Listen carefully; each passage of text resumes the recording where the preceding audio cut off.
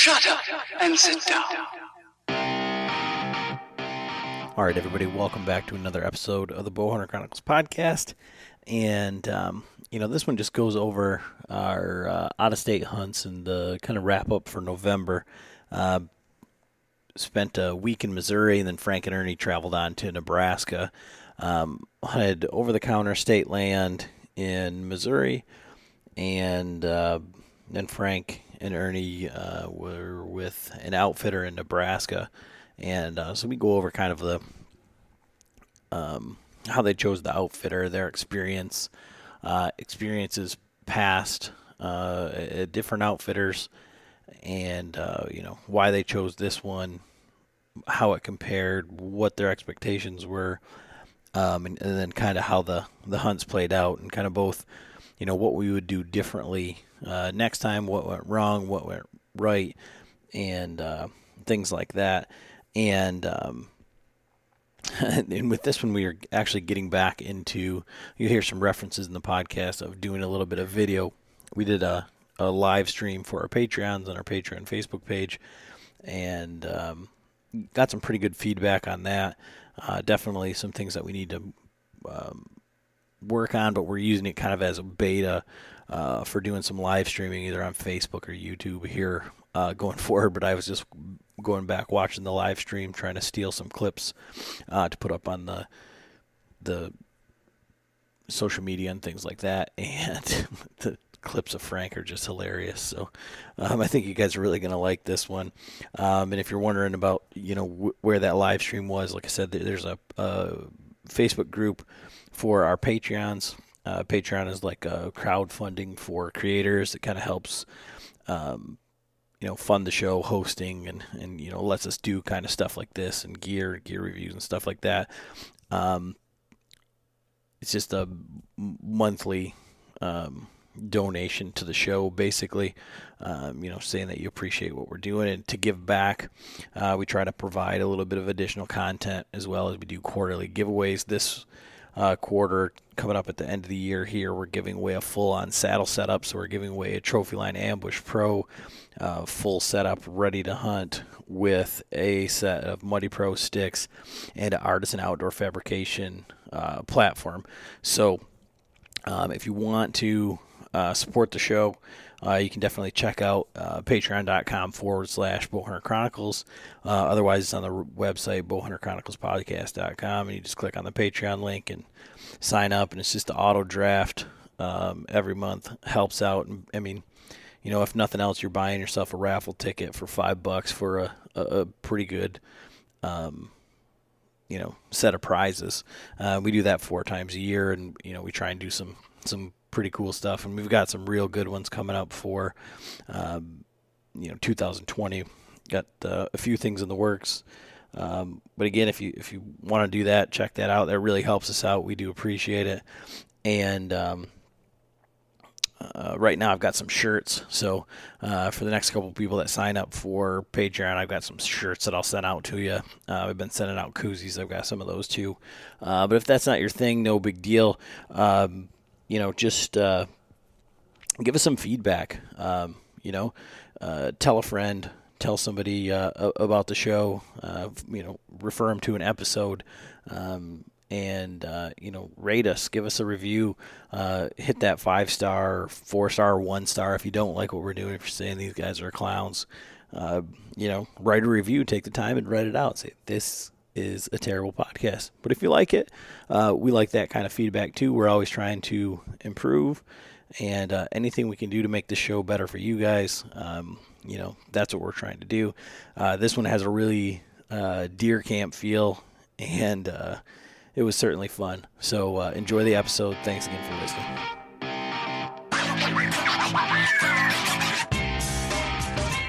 Hey everybody, back with another episode of the Bowhunter Chronicles podcast, and we have a full house tonight. So John, Frank, Ernie, and my buddy Eric here.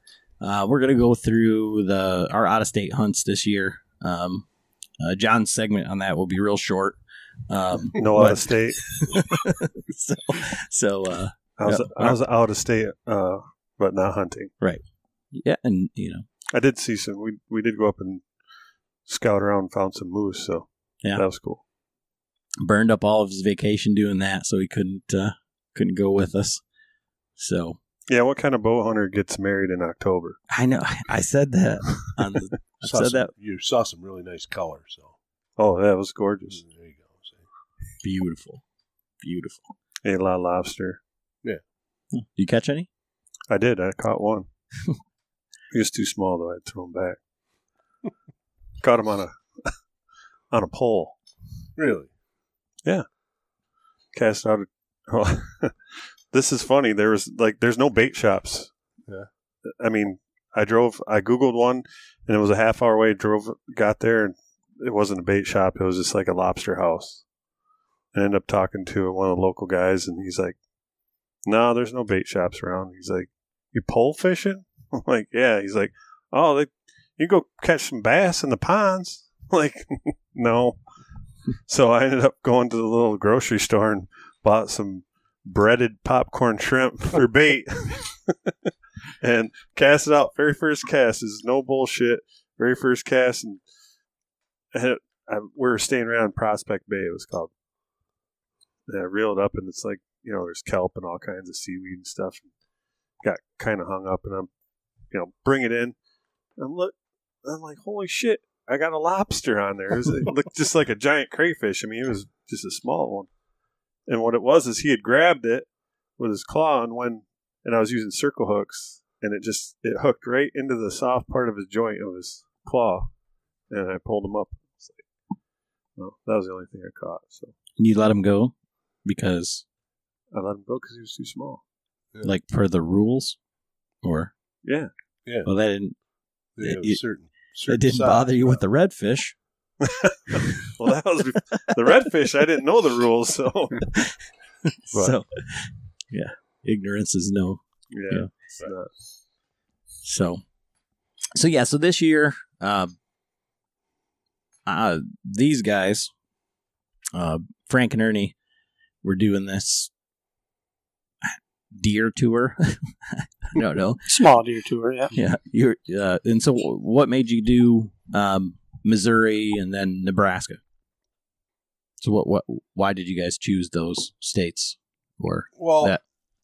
when he was going to retire in June, and we went to the show over there in Grand Rapids, remember? And Mhm. and I was talking to several outfitters because him and I had talked about going on a hunt after he, retired. So, and it ended up the one guy that I found that seemed to be pretty legit, on the deer that they were killing and stuff. It was in Nebraska, and so I talked to him about it, and then Ern and I, he gave us a show special for for the hunt. So we went ahead and booked it with him and for whitetails, and then we had talked to Mike, who we'd had on the podcast earlier, and he has property out there in Missouri, and he was telling us about, public land and stuff where he started out there. So that's how we more or less figured out Missouri too, And so why? So you just said, well, Missouri's on the way to Nebraska. Yeah, right. And we can spend 10 days there or whatever, right? Why make two trips? Yeah. And so, one thing I think might be helpful to the listeners, and I don't know the answer, because I've never I've never experienced an outfitter, or so you guys had gone previously to outfitter in Illinois, and then this one in Nebraska. What was your experiences, and then what? I guess what should people expect, or what should they be looking for when they're looking for an outfitter? I mean, because you guys had two completely different experiences, I believe. Well, for one, the one in Illinois was the beautiful piece of property, and it was a nice, setup as far as the cabin and the lodge and everything, and the hospitality and everything was, that was above the hunting, the hunting, the land had been pretty pressured, and it wasn't as good as what it could have been. How many acres was that? We had about 6. access to about 600 acres. Where we were at about 6. I wasn't at the main camp. Yeah. They had a couple other satellites, 300-acre satellite And that was Illinois. pieces. Yeah. Central. Very, and like I say, the as far as the piece that we were on, beautiful for, would have been just an excellent place to hunt, but it was just received pressure from a lot of different. And Right. You said then the guide actually let like buddies from local people. The guy come that in actually owned that piece, what was he, insurance agent or something in town for years or something like that, and he knew a lot of people. Well, he's leasing to these outfitters, but he's letting people on his property from Locals. town, Yep. buddies of his and stuff, so it wasn't a very, very good setup. I can tell you that. Was it did you pay a premium price or was it like a discounted price? No, because we of paid, 15. It was discounted a little bit. It wasn't a guided hunt. It was what you'd call a semi, where they'd show you where all these stands were if you wanted to use them, or you could use your own. Yeah.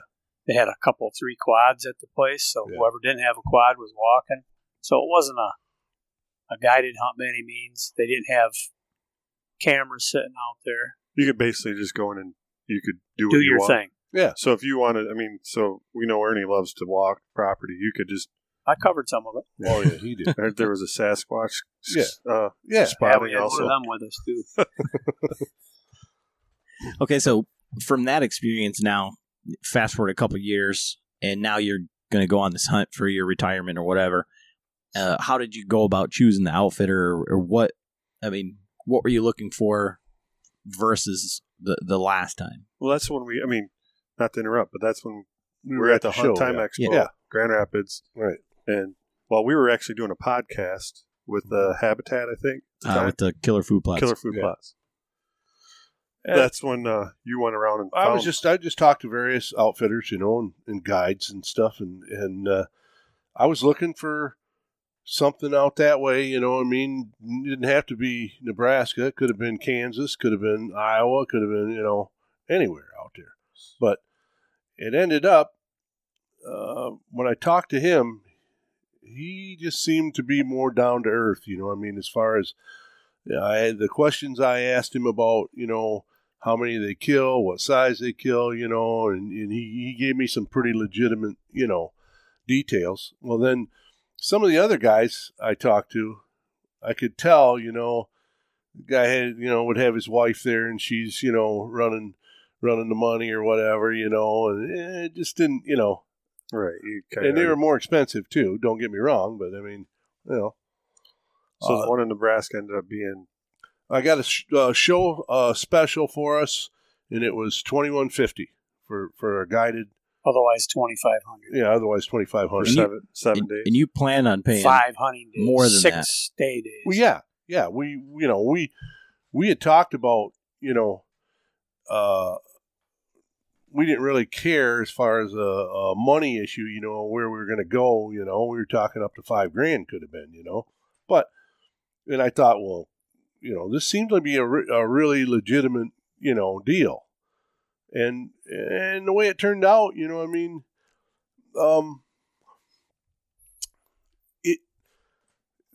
they could have worked a little harder, your guide and your outfitter. The food was great and everything, I got no, Well, you had complaint. 2 guys taking 4 guys out, which was fine. Yeah. The one guy was 61 years old. He was, I don't know, he was probably more ambitious as a 40-year-old, but he knew what he was doing. He knew where, he I'm knew, tons of I'm sitting experience. across from that guy. Turns out. he knew where, No, he couldn't believe Frank was 67. He looks at him. Well, and when I climbed the tree with my tree stand, he come in there that one night and he goes, I can't believe you got that high, he goes. But Wait till and the you're in other guy, saddle. the other guy pretty much ran it, but he did the cooking and all that stuff. So they had a limited amount of time. Right. Yeah, they did check some cameras and stuff like that. But all in all, the experience was pretty neat. I mean, if you ever hunted a huge private cattle ranch, it's kind of an experience. And how many acres were available to hunt there? Well, he said roughly 12,000 on the cattle ranches, and they're picking up more all the time. But there's he has approximately 20 locations, and these are all little wooded cuts and draws off these cattle ranches that have pastures up higher. Right. And they do these cuts and draws. They've got approximately 20 locations right now, and they hunted. There's 4 of us. He'll hunt up to 8. So it's. Yeah, I remember him saying these deer aren't pressured at all. Right. Right. I remember him talking. It's totally different than our, anything that we've experienced here in Michigan. The deer out there just, the first night I was in the one blind, I had them walk right by me, and I'm thinking, well, they're gone, you're going to win me or something, They don't even care, they just walk by, and I'm going, what, and I think what it is because I had one big 8 back off. Yeah. Because he smelt me in that one cut. But he just kind of backed off and turned around and started walking. I think what it is everything is other than cattle, there's the ranchers that are, right out that's there. the only people they see. Because there's nobody else out there, dude. You know what I mean? There's nobody there. It's just like they're not getting pressured. Like no, public there's absolutely no pressure on these animals whatsoever. Those deer come from the other places too. I mean, this guy said there's ranchers there that have some of the greatest stuff. They don't want anybody. They just don't want to deal with. They won't even let an outfitter come in and give them $50,000 a year to hunt people and stuff. This guy, we don't care. Those deer die in old age. The place where we stayed, it was a brand new house, right? It was a rancher, right? Yeah. Yep. How many bedrooms? 8? 7. 7 bedrooms. I'm sorry, 6. 2 bathrooms. Big kitchen area and stuff. Living room and all that. Satellite TV. The rancher built this for him because the place that they were staying before, when they got the flooding last spring, he asked Greg if he could move some people into there, and he said, sure, go ahead. Well, they liked it so much they wanted to stay, so he says, we'll let them stay there and I'll build you another place over here. I mean, it's built for hunting. Right. You come in, there's 2 bathrooms out of a garage. Right. 5 bedrooms down the one side, big living room, kitchen, dining room, and then another bedroom on the other side. So you got 4 bedrooms for hunters, and then those 2 You got guys. a washer dryer right there when you walk it's built in. just for him. And it's a 2-stall. That's a pretty good sized garage. Did it's you a guys 2-stall. try the trick, dry the clothes with the no, well, like they did in Illinois? We mentioned it. We told them about that deal. They laughed.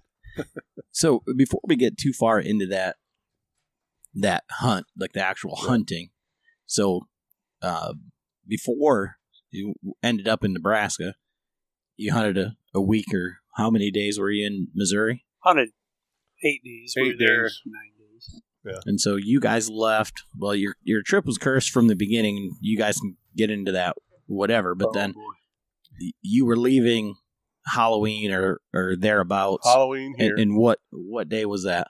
Was it Thursday? It was a Thursday. Yeah. So Friday, I was going to leave and come down, and I didn't have to work until the following a week again on Monday. So I was just going to go and meet you guys down there and stay with you. And my buddy Eric here, who, we went to high school together from forever ago, but never really hunted together. We've been friends and the same group of people and everything. And, it's one of those deals where Eric's said it enough, and I think everybody really kind of knows, is like, it's kind of hard to find that hunting partner, like someone who wants to do the same dumb shit that you want to do. It's like either somebody wants to hunt really easy. Wasn't hard for me. Yeah, he's no stranger to dumb shit. That's for sure. He's the king. But we also had hunted a few times together this year. Yeah. So, we've been going back and forth about like, hey, I want to do this, I want to do this, I'm going to do that. And he's like, yeah, I want to do that too. And then finally he's like, well, I'm going to hunt on the river. And he ended up killing a really nice buck here with his bow on the river. And I'm like, man, if you ever need any help or anything. So he's like, well, sure, come on. Yeah. And so then I was like, well, I'm going to Missouri. What's the deal with that? I technically don't have the days off, but they wrote me off on the calendar, so I've got a week of that I don't have to be to work. These guys are already going to be in Missouri, so I could go to the UP or I could go to Missouri. So I'm like, well, I'll go to Missouri if you if we want to go, hop in. And then he's like, I can't do it. Yeah, I didn't think I'd have enough vacation, but it was a last minute thing. I think I told you like a week before you guys were leaving or something. It wasn't even that much time. It was like on Monday. He's like, yeah, I want to go to Missouri. Well, fuck. I made it work. So Eric and I left Friday night and went down there. But you guys, the plan, like this is the way that it works in my mind, because we already know how Ernie wants to scout some more. And Missouri is the mecca. We've got our buddy that was on here that killed a 200 on an 80-acre parcel, and we see pictures of all of his deer that he passes on. Their property's got 150 minimum, gentleman's agreement or whatever. And so we're like, fuck yeah. And so my buddy Mark had been down there, and he's like, EHD has decimated it. They ran into guys everywhere. It's all bad. And we were like, yeah, I think we can figure it out. Like, I think it'll be fine. I got Ernie. He's going to check out the whole place. He's going to walk the state of Missouri. We're going to get down there. They're going to have a full day and a half head start, and they'll know what's going on. So we roll into town.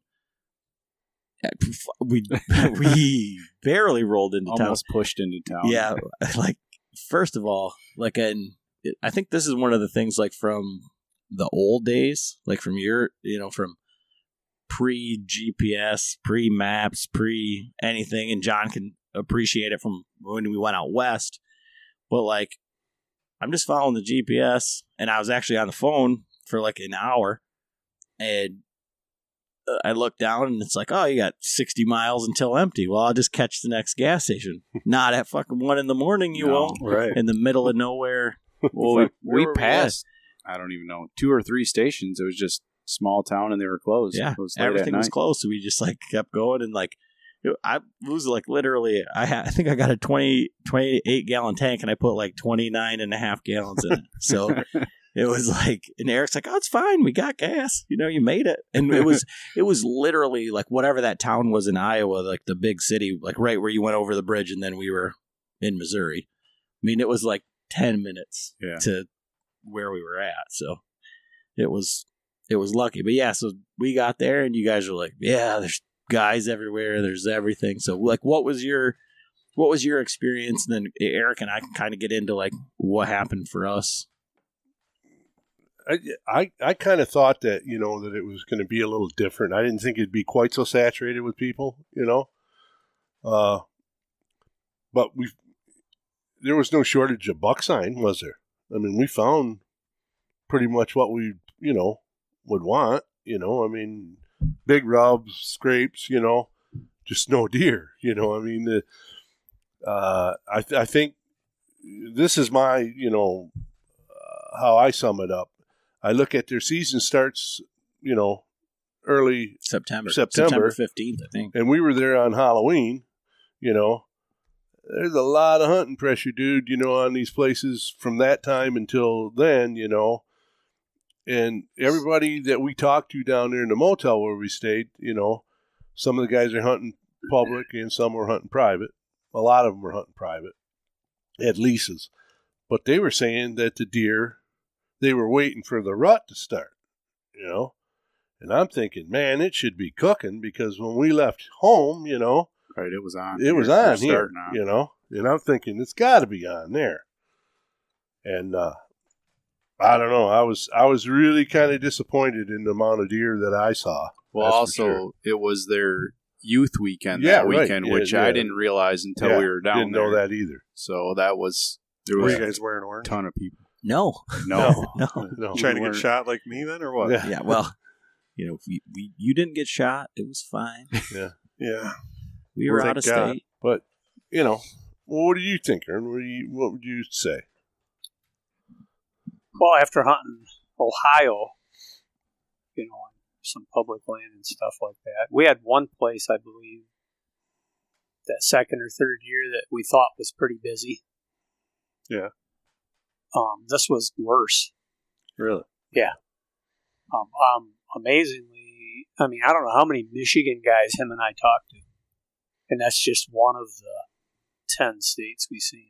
Well, it's this damn podcast. They were just trying to get down there and see us. Right. I'm sure it was it. But they couldn't get a hold of hunting public, so they were coming to number 2. That'd be us, right? It just wasn't Michigan, though, dude. It was the garbage, Louisiana. Man. It was Florida, New Jersey, Texas, Wisconsin. Locals. There was locals, and then there was local guys. The locals, I think, were just the youth hunters. Yeah. Yeah, that was a big deal there. Once that youth weekend was over, most of the local guys went home. They took their kids and left and stuff. And but you live and learn. You know what I mean? It's just it's a pretty cheap license. It's $2.25 for the license. Costs us. I think you could manage to hunt down there,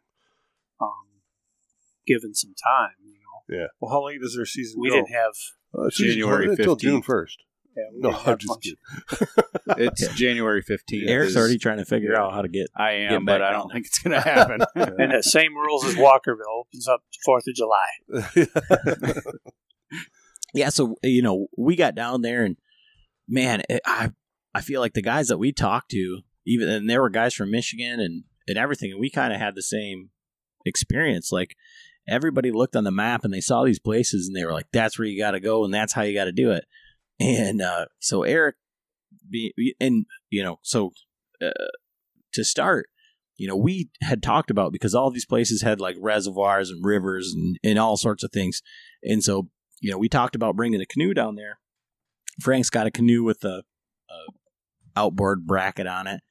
And Eric, when he showed up to go, he's like, I got my canoe. He's like, I looked at all these places. And so the first place that we went to, we are like, all right, well, we can put in the canoe and we can float down this way if we need to or whatever. And man, and it was a long freaking way. It was a solid 45 minutes or an hour from where we were staying. And we cross this bridge, cross the river. We pull up right there and there's a truck right on the top. And they're like, it's really fucking snotty down there. Like, it's, I don't know. Slimy. It was like clay. Yeah, it's like all clay down. Yeah, it was slippery. It's probably 30 yards up at a 45-degree angle at least in clay. And we went for it. Well, I told Eric, I said, because they were like debating on what they were going to do. And I'm like, Eric, just pull down there like you own the place. We got a canoe, we did that. And then they just took off. The guy got out and he was like, are you guys hunting here? Like, oh, and he was a really nice guy. And it wasn't like we bullied him out of there, but I was like, well, fuck it. This is where we're planning on going. If they can't make a decision whether they're going to park the truck or not, like, you were keying his truck and stuff. Yeah. Let's get out like we own the place. It was his first morning. He was from Michigan too. Yep. Yeah. And nice dude. Well, we had talked to Ernie talked to the gal that was responsible for that area, and we asked her about parking, and she said, "Yeah, you can park there, but I don't recommend it." It wasn't too bad getting out of there. Yeah, but I thought it was going to be a lot worse. Well, we walked in there and we had all of our stuff with us, and the plan was just to walk around and kind of see if there was something to set up on, and if we were going to hunt, we'd hunt, and if not, we'd just come back to the truck. And we walked a solid 2 miles. Back in there and all around, we found one stand. We found one big rub and one or two scrapes. Yeah, one or two small scrapes. What was funny, and I think I told you this, John, maybe not, but Eric and I are sitting there and drinking water, eating. We walk up through this field, and there's this one little lone tree right there. And I'm like, there's a kill tree, Eric. That's the one. And we got up to it, and we looked over, and right on the other side, there's a scrape right there. Yeah. I'm like, see, I told you. And I did that 2 times. Like, there's another spot. And it that might have been it, because we saw a lot of like little rubs like on our way out along this private. But Eric says, if I wouldn't set up on it at home, I'm certainly not gonna set up on it here. I think that's probably like a little bit skewed, because like the sign here, you're looking for big buck sign or maybe like a volume of sign. But like when you get out of state, like in Ohio, like anything can walk by. Like that's why you go there. I mean, that's why you hunt Missouri. It's the same way down there, though. Yeah. And it was also the first morning. So that night we say, all right, well, one of our buddies was just down here. He told us where to go. And he said, I hunted here. And like he was hunting right by the road. Right. Like 150 yards maybe off the road. Yeah.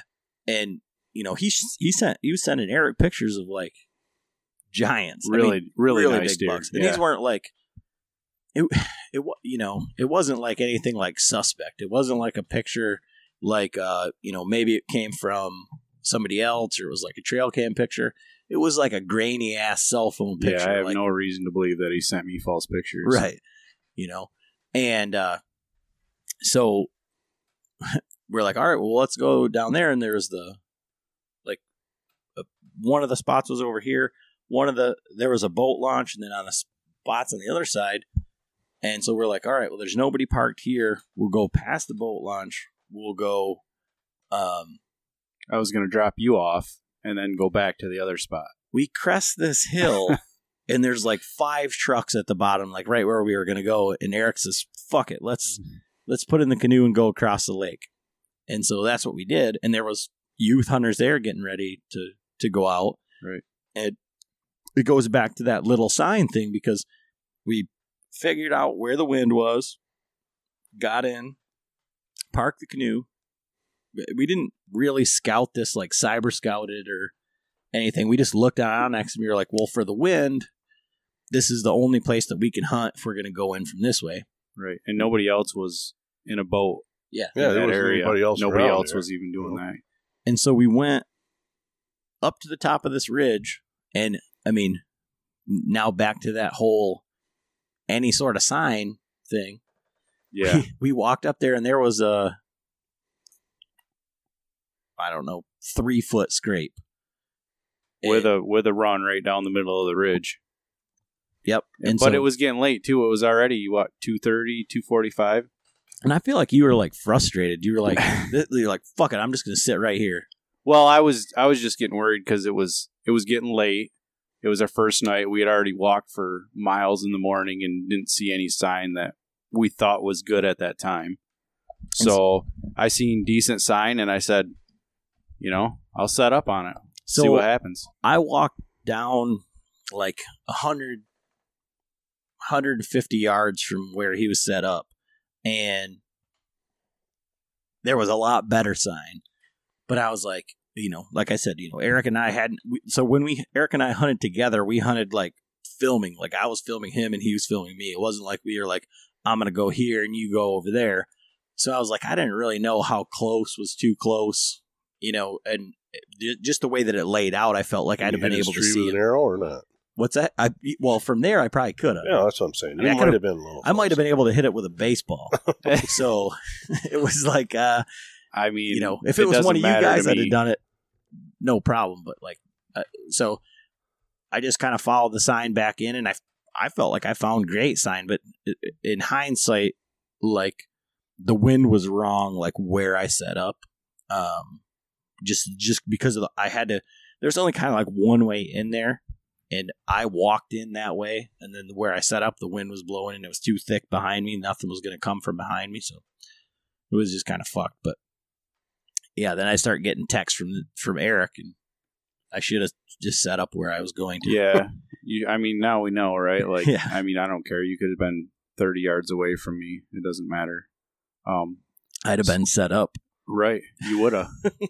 Hey, how's it going? So I literally set up right at the top of that ridge, probably 10 to 15 yards from where we hit the top of it. And the wind was perfect. It was a just off wind for that ridge. So in a perfect world, there should have been bucks bedded at the end of that ridge. Well, so I set my stand up. I got all my sticks up, put my stand up, got up in the stand, pulled my bow up, and now it's, I don't know, 3:15. And my buddy that was sending me points on Onyx and stuff said, be set up by 3 because that's when they were seeing deer moving. So I got that going through my head, and I got up in the stand, pulled my bow up, and I had a branch, like big branch, 1.5 inch diameter branch, like right in the middle of my back. And I'm like, there's no way I can stick this out all night. So I didn't have my bow hanger up yet, so I lowered my bow to the ground and got back on the climbing sticks with the lineman belt on and stuff. And I no more than adjusted the stand. I heard something 15 yards behind me. I turn around and there's a nice buck standing right there. And I'm holding on to the tree. The bow's on the ground. What do you do? So I'm like, nobody's going to believe me. So I'm reaching for my cell phone in my pocket. I got my phone out and took a picture of it. And then I noticed 10 yards behind him was even a nicer buck. And I was, what do you do? Just holding onto the tree watching them. And they got close enough where, they probably weren't 15 feet from the tree I was in. Well, by then, I think, the wind was off just enough to where I don't know if they caught ground scent or caught my scent, but it kind of spooked them. And they circled around and headed towards where Adam was setting up, but he didn't see him. And that's what I'm saying. Like, so the wind was blowing like just that way. Well, I went out on that finger. Right. And so that wind was, yes, it was in my face, but it was kind of blowing like towards you, so if those deer even were staying on that 3/4 right there where that it made the corner, it was blowing right to that corner. Yeah. And, so I didn't see shit. And the next day, we were like, well, we got to get back in there. And that night, you guys, the first night that we were there, what did you guys see? I'd say, Frank, overall, it was probably nothing because I think you only saw the one deer. You didn't have to ask me, dude. It was 0. I was 0. How many deer did you see in the whole trip? In the woods? Yeah. 1. It was a buck, though. Big one? That was in Missouri. No. And I saw the deer, and I thought, he's going you're going to go across the river, and I go, well, I got my grunt tube out, and I grunted, and I couldn't see him, and I thought, oh, man, he must have just kept on going, and I thought, I'm going to reach down into my pocket and grab my bleat can, and I moved my hand about 6 inches. He takes off. So, well, I guess he had you pinned. Tried to bleed there looking for you. Yeah, he was there, but what he did was he turned around, and I couldn't see him, So the next morning, but Ernie you saw first night or first day in there, you saw a buck. Yeah, I think I saw 6 total. Yeah, 6 total deer. Yeah. Okay. So 4 bucks, 2 days, and just not any good bucks or Correct. Nothing. Yeah. So that next morning, this will just kind of tell you how fucking stupid we are. We get up and we're going to hunt the same spot. And then the plan was we're going to get in there, sit the morning, and then because of where it was located, like it wasn't a cruising spot. Like these deer were only going to be out there to bed, or they were going to be out there like that's it. They would be there and gone. There's really no reason for them to be out there other than to bed. Or, they've been pressured and they're just stuck Maybe out there. Pushed, yeah. So I told Eric, and he's like, oh, yeah, I'm going to sit in the same spot. You just go sit wherever you want. And I told him what I'd seen, and he's like, yeah, just sit there. Well, we fucking set our alarms, and we get up, and we get in the truck, and he's like, because we had to change it to Central Time, and he's like, why is this an hour off? Why is my truck an hour off again today? And so we're like, man, that's fucking weird. So we go. We're getting the canoe out and we're getting everything set up. And we're like, man, it is getting light really fast. I don't even know when it was. It was like late in the day or like when we got back that we realized that was the day for time change. Daylight savings. Yeah. And it's the same weekend every year, and it's always when I'm hunting.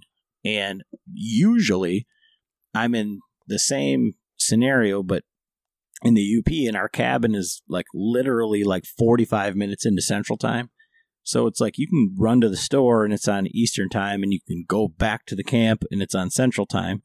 We're up there with family from Wisconsin that are on Central Time. And so then there's a time change, and it's like you're in this fucking vortex of like, who knows what time it is? Is it your time? Is it our time? Is it old time? Is it new time? And so we did that last year. And last year, that's the day that I killed that buck. Yeah. And Drew killed that doe, and Dustin killed the one in South Dakota. So why that's relevant is we get in there and it's getting light, and so it's late. We're late again. And so we get up I like trying to find a tree, and I was going to get in this tree, going to get in that tree, and then I get up in this the tree that I finally chose. Turns out is I got this really nice vine that goes up it.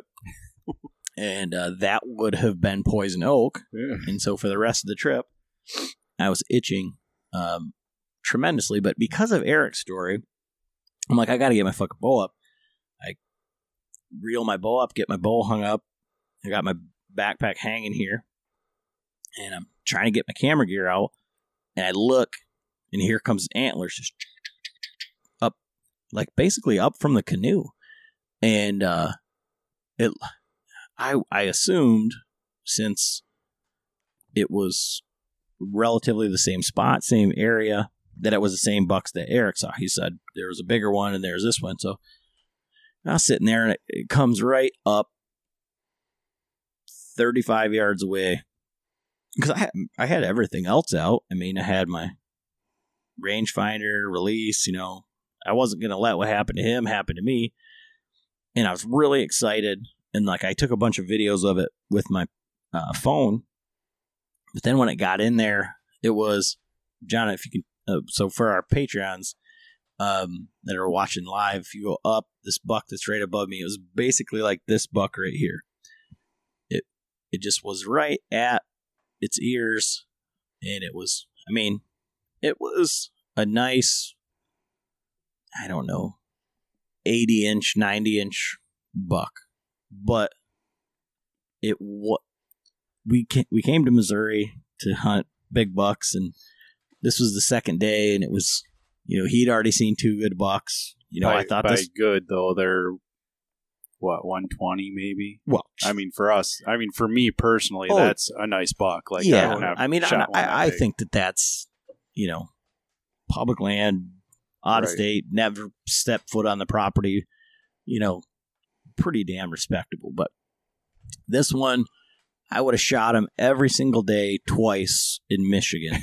But it was just like Ernie would have shot him 3 times. It was just it was within just a few minutes. We'll get into that in a minute. But it was just like he was like borderline, and they say if you wouldn't shoot him if you shoot him on the last day, you need to shoot him. But I didn't have the camera set up. If I'd have had the camera set up, I'd have shot him all day long. If he'd have walked right underneath me, if he'd have come into 10, 15 yards, I'd have shot him just out of principle. But he was there for 15 minutes. So it was really cool. I mean, I'll post some of the videos up. I think I shared it with the Patreons, but it was cool, and like looking back on it, it's like, son of a bitch. Like when you look at like the deer that I've shot, there's a handful of them that were bucks. And, it's funny because I kind of went down there and I said, I just want to shoot an 8-point. Like, I've never shot a fucking 8-point. And here's one standing there at 35 yards, just licking branches and dicking around for 15 minutes. And I didn't shoot him. So, oh well. But it was cool. I mean, that basically made my trip right there. I mean, I had an opportunity and, it wasn't what I was looking for. And I'm perfectly fine with that. But so then that day kind of, I don't know if it like set the tone for the rest of the trip or what, but so we got down and walked further into this piece of property. And so Frank and Ernie, you guys had parked over on the other side of this. How far was it where we were at from if you were to have to walk in? I think we looked on the map, and it was probably a couple miles, right? Yeah, it was almost 2 miles from back that in there side. to that one point. So Eric and I got down and moved, and we just kind of moved out to where you sat. Well, there was a ton. I mean, where we walked down this thing, you couldn't walk 10 feet without a rub or scrape or something. I mean, it was like an old logging road. And it was just destroyed. Yep. And so we got to this like intersection, and he's like, well, I just want to get up a tree right here where I can see. And so then I cut down, off where I couldn't see the trail, and I couldn't see anything. I didn't end up seeing anything. There's more possums in Missouri than there's deer, I think. I saw a possum, I think, every time I was in a tree. But I saw I saw 2 possums that evening. But when I was there. But Eric had a guy walk in on him. Yep. And it was warm. It wasn't that it hadn't cooled down at that point. Well, Ernie and I saw this guy in this parking lot on the south side, and he was from Louisiana, and we saw him getting and this guy had gear. I mean, he had gear. This guy had gear. His truck was rigged out where, he let the tailgate down and stuff, and then he had the big sliding drawers, and all that stuff in there. And he had like maximum gear. And he was like, you could tell he was like, everything was right there. He was loaded down. Oh, yeah, he was loaded.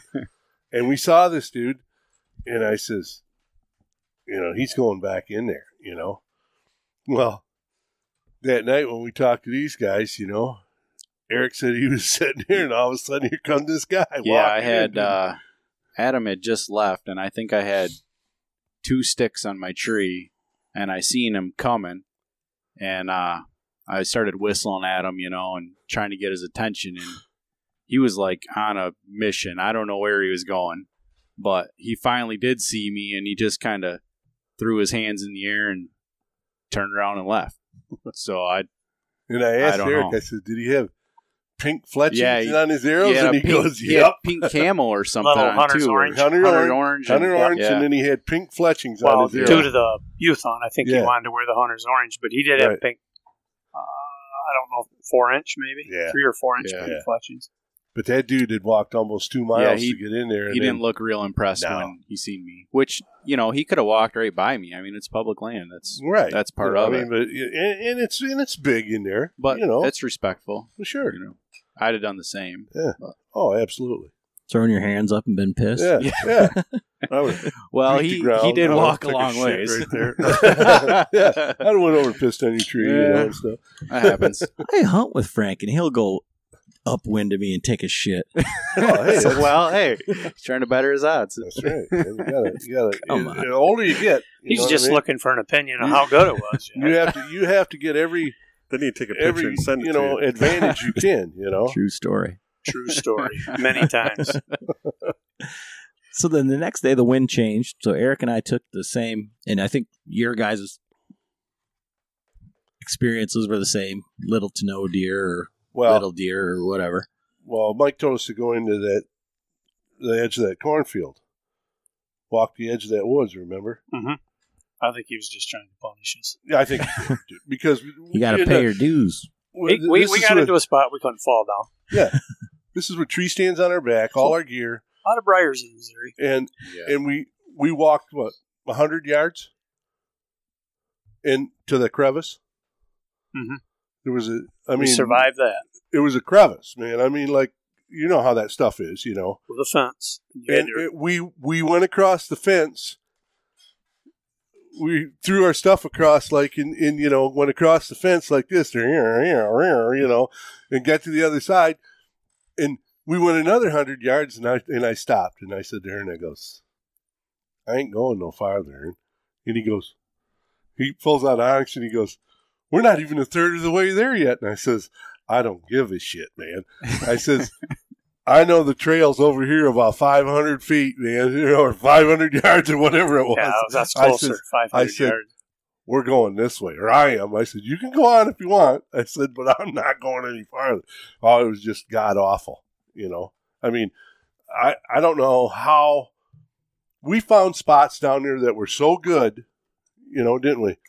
So good, like that one down on the creek there in the back and stuff. Remember the big tracks, the rubs and everything?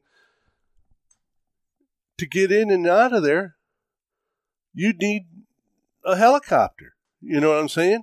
I mean, it would take you would have to leave 2 to 3 hours before you were going to hunt, you know, to get in there. And it's only, what, half mile? Yeah. That's fair. Half mile, probably. Oh, we found some spots down there that were killer, you know.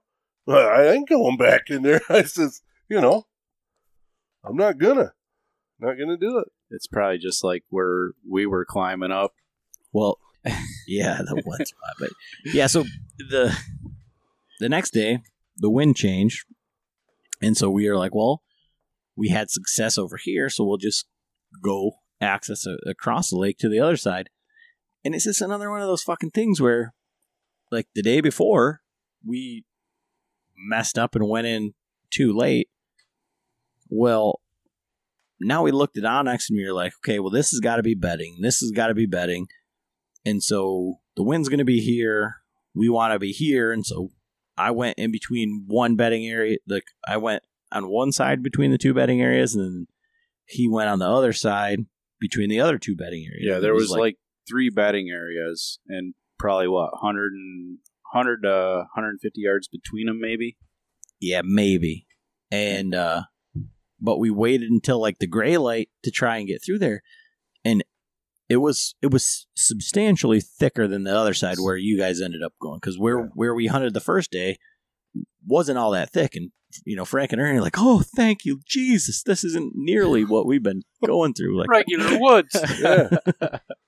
So, yeah, so we waited until gray light, and then Eric set up like right in the center of this thick ass nasty stuff.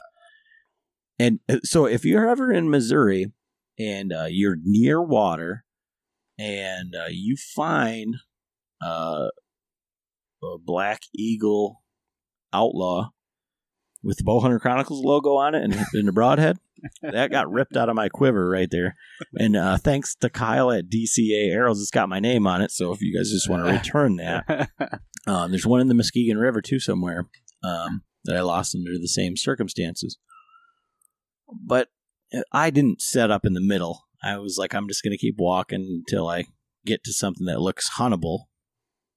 And I did.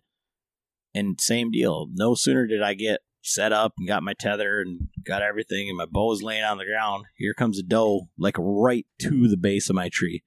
I got video of that with my phone too, and she's about 10 feet away from my bow and ended up circling around me. And then I had I think it was the spike that was tormenting Eric, come back and run through there. And maybe a half hour or so after that, and I got all set up, I looked over and I was on another logging road, and just a big like tank of a buck. Like this, I just saw him for like a second, but you know how like deer have that like posture where they've just got their head up and straight and they're like on a mission, you know? That's what this deer was, but it was just big, dark, horn, tall, and then just out of my life forever. And I don't know if we were close enough at that point where, because I was like grunting at him and stuff, and like I could hear Eric rattling, and all sorts I of think different I stuff. may have seen that buck that morning because I seen that spike push. I don't remember. Just grunting like crazy. Push 3, I think, doe by me. And then I seen, right before I seen the spike, I seen a really big body deer. But it was so thick, and then it dropped down in the drainage ditch. There's like a drainage ditch that runs down to the canal, I guess, that we went up. And the only thing I seen come up out of that was the spike, but I don't think that was the same deer because the spike was a lot smaller. But Yeah, and so we were sitting all day, and right there I was like, there's got to be, if these deer, where we were set up was on the bedding. So I'm like, well, the deer didn't get in there before I did because, I would have pushed them out or we would have heard something. The deer were starting to come back, towards the mainland. Right? Yeah, while we were set up in there. So I wanted to see where that buck went through and why. And I was set up really near like a saddle.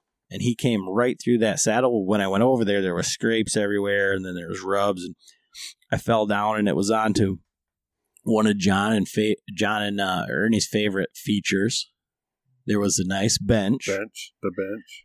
And it was just all torn up. There was acorns down there. There was the honey locust. There was tons of food, and these deer had been going crazy down there. So I wandered around down there.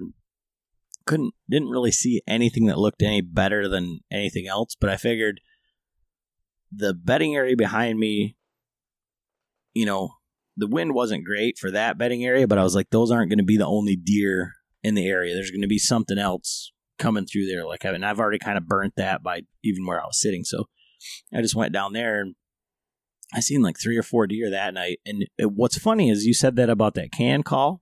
I had the exact opposite experience. I had these deer come through 100 yards, 150 yards out in front of me, and they'd gone by. I hit the can call, and they ran right to the base of my tree.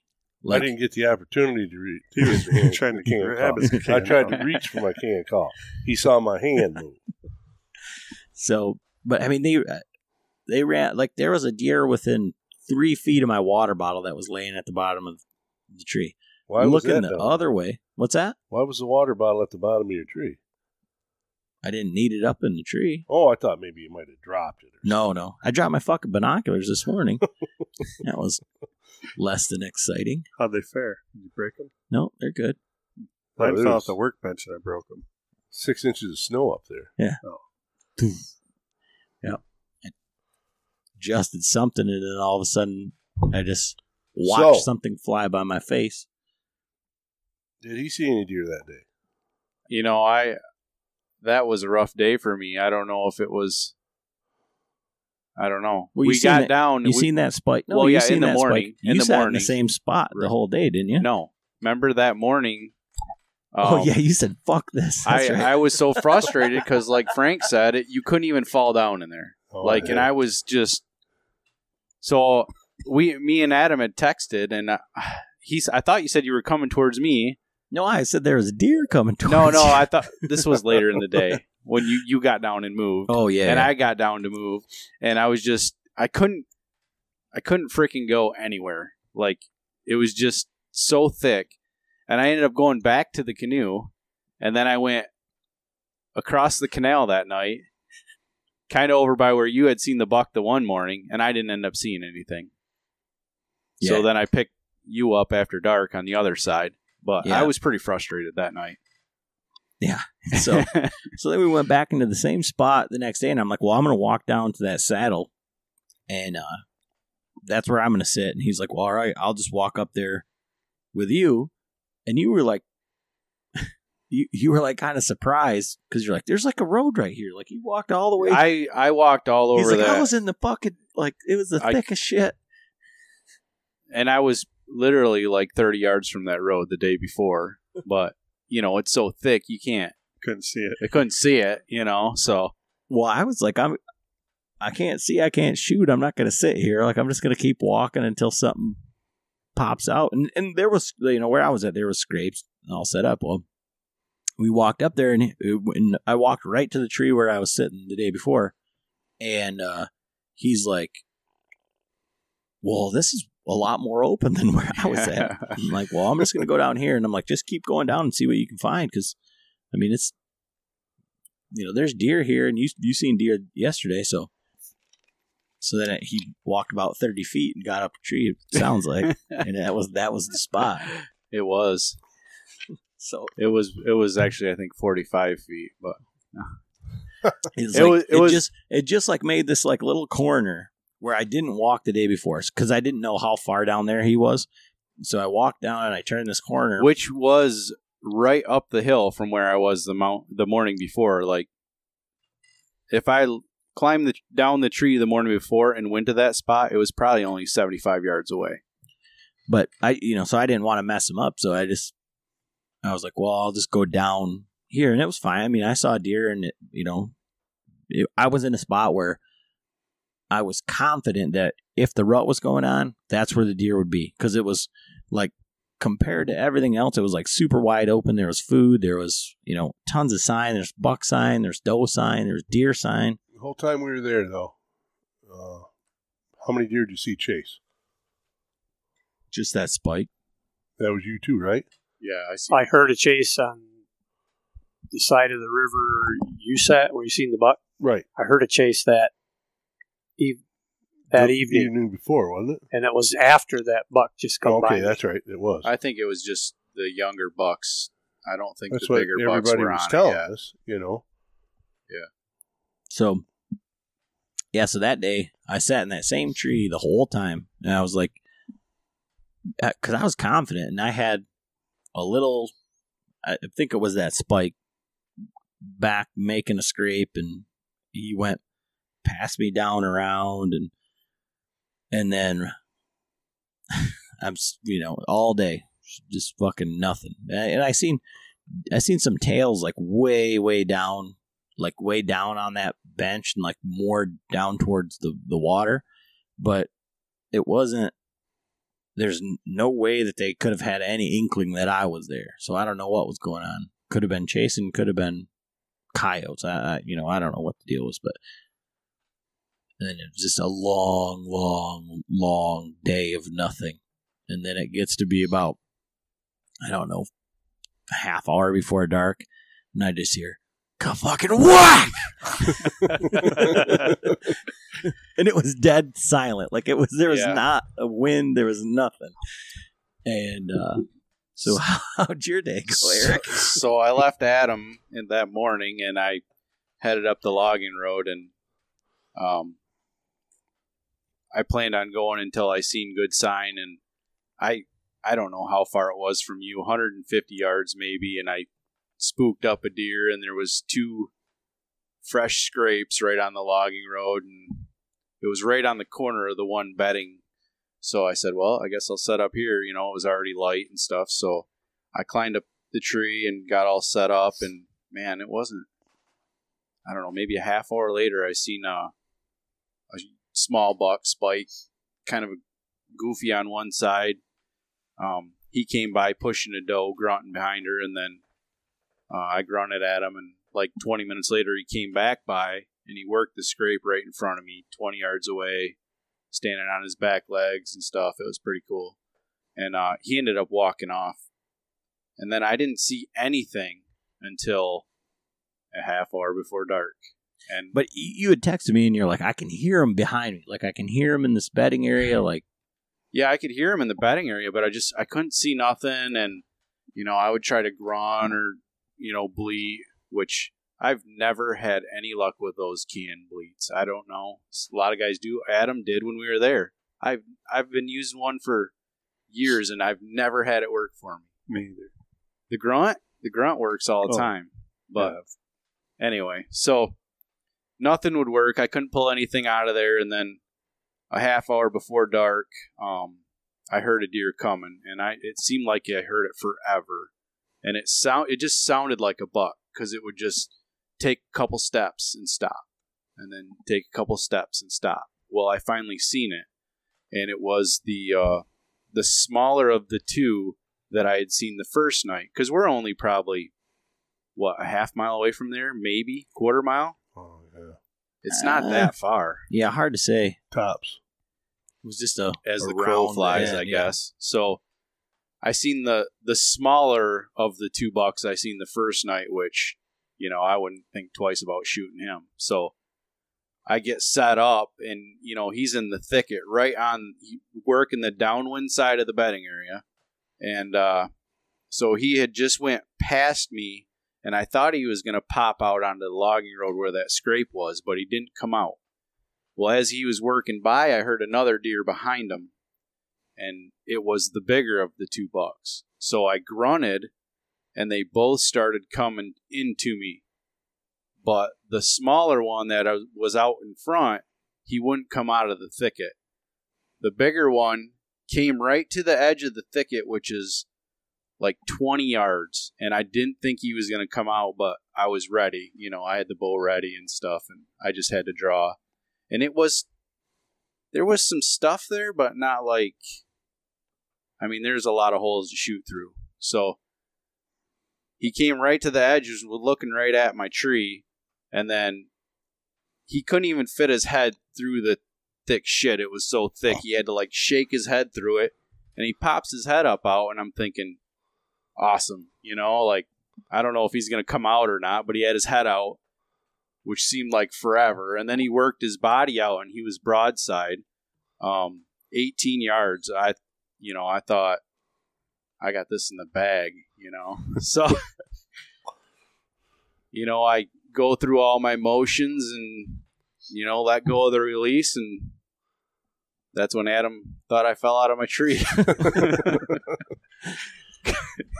And so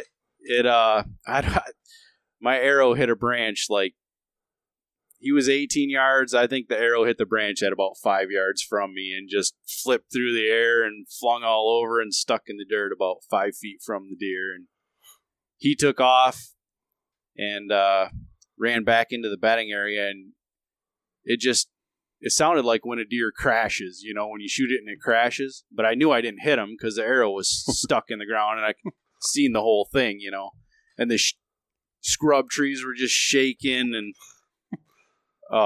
so I actually think he started coming back in because he didn't know what the hell happened. And then that smaller 8-point was still there, which I thought he took off too, but he never did. He stood there for 5 minutes and didn't move. He was just looking my direction. So I actually started grunting again, trying to get him to come out, and he wouldn't come out, and he ended up turning and working off. So.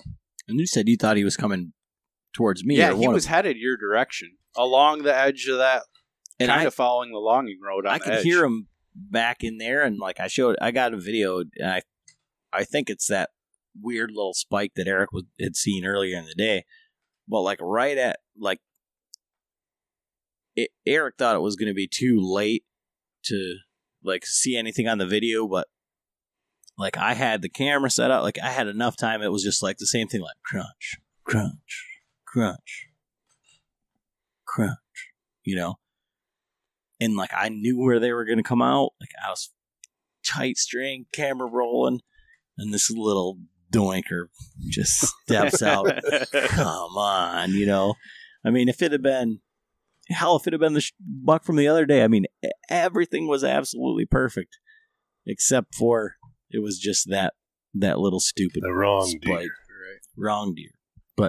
And so that was Eric's last day, and he's all like, "That's it for me. Look, I'm done. That was my opportunity. That was it." That was the whole thing. I really had two because I had one the first night too. So I feel pretty successful for the limited time that I have. I really had 2 opportunities at pretty nice deer. And so that was your first out of state hunt. Yeah. What's your takeaway? What would you have done differently, or what, for next time? I don't know. I think it went great for me as far as how I feel about the trip. I think if I went back to that same area again, I think it'd be a lot easier to be successful for sure. But I definitely I would look into going not on the youth hunt weekend. Because we had no idea. Would you go earlier, maybe? Or I before would go the earlier. rut? I think the hunting would probably be better earlier. That's what I was wondering. Because everybody was there to hunt the rut, right? And all the buck sign was there. I mean, there was. We found tons of buck rubs sign. as big as your leg, and you knew them bucks were, when they're rubbing stuff like that, they just don't, They're not that little spike. No, they're not them little guys, And you talk to some of the guys that are around there that have seen them, and stuff, Well, but like I go back, to the pressure, Yeah. You put that much pressure on them for that long a time, and those deer, that's why I think you guys were so successful. I think so seeing too. Deer, those deer had to be pushed. You know what I mean? They were pushed way back in there. Yeah, that's right, and that's why that guy, when he was going back there, he knew what he wanted to do. Right. But then when he saw you, he was just like really not happy. But I mean, but he's the only guy me and Adam seen out of those days that we went over. Yeah, and so then we went there the next day or 2 days later, and Ernie and I had a guy walk in on us, but that was also on the weekend or like on Friday or something. Yeah, it would have been on Friday. But so what I was just thinking about when I'm hearing this, and I'm watching John listen to the story, but that kind of sounds like, with the exception of the hit limb, kind of like your story the first time that you went down to Ohio. Like your first out of state trip was similar. You had an opportunity at the deer. Oh, yeah. First day, and then the second day, you're like, well, second time's a charm. Yeah, the second day when he came in, I thought it was a different buck, but it was the same buck. I mean, when it, look back on it, but yeah, that was.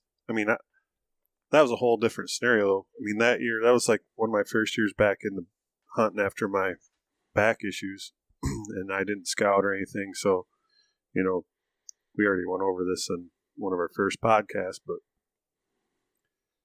Frank, Ernie, my brother all went down and they scouted it. And so, my brother asked me, "Hey, you want to go hunt?" I'm like, "Yeah, but I'll just sit wherever you guys, I'll take whatever." So I'm not going to say, "Yeah, put me in the best spot," right? Or, so just got out into this opening, found a tree. I'm like, I'll sit there. Shit.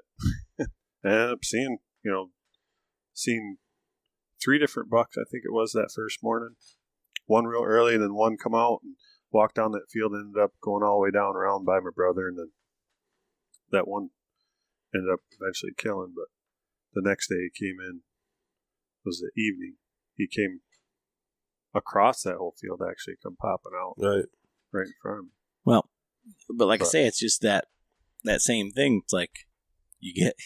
Yeah, well, I mean, I didn't know the caliber of bucks that were down there. I mean, he was a decent buck. I mean, it was a dandy buck for up here. Oh yeah, but he was, after seeing like your buck and PJ's buck and all the other ones, and I was like, yeah. Well, even the buck I seen, which ended up, I'm sure, was your buck the next year. But yeah, so that was Eric's last day, and the next day we didn't hunt the morning because we had to get the canoes and all the shit straightened out. What was that? The canoes straightened out? Yeah. So Eric left the canoe. I left the canoe for these guys.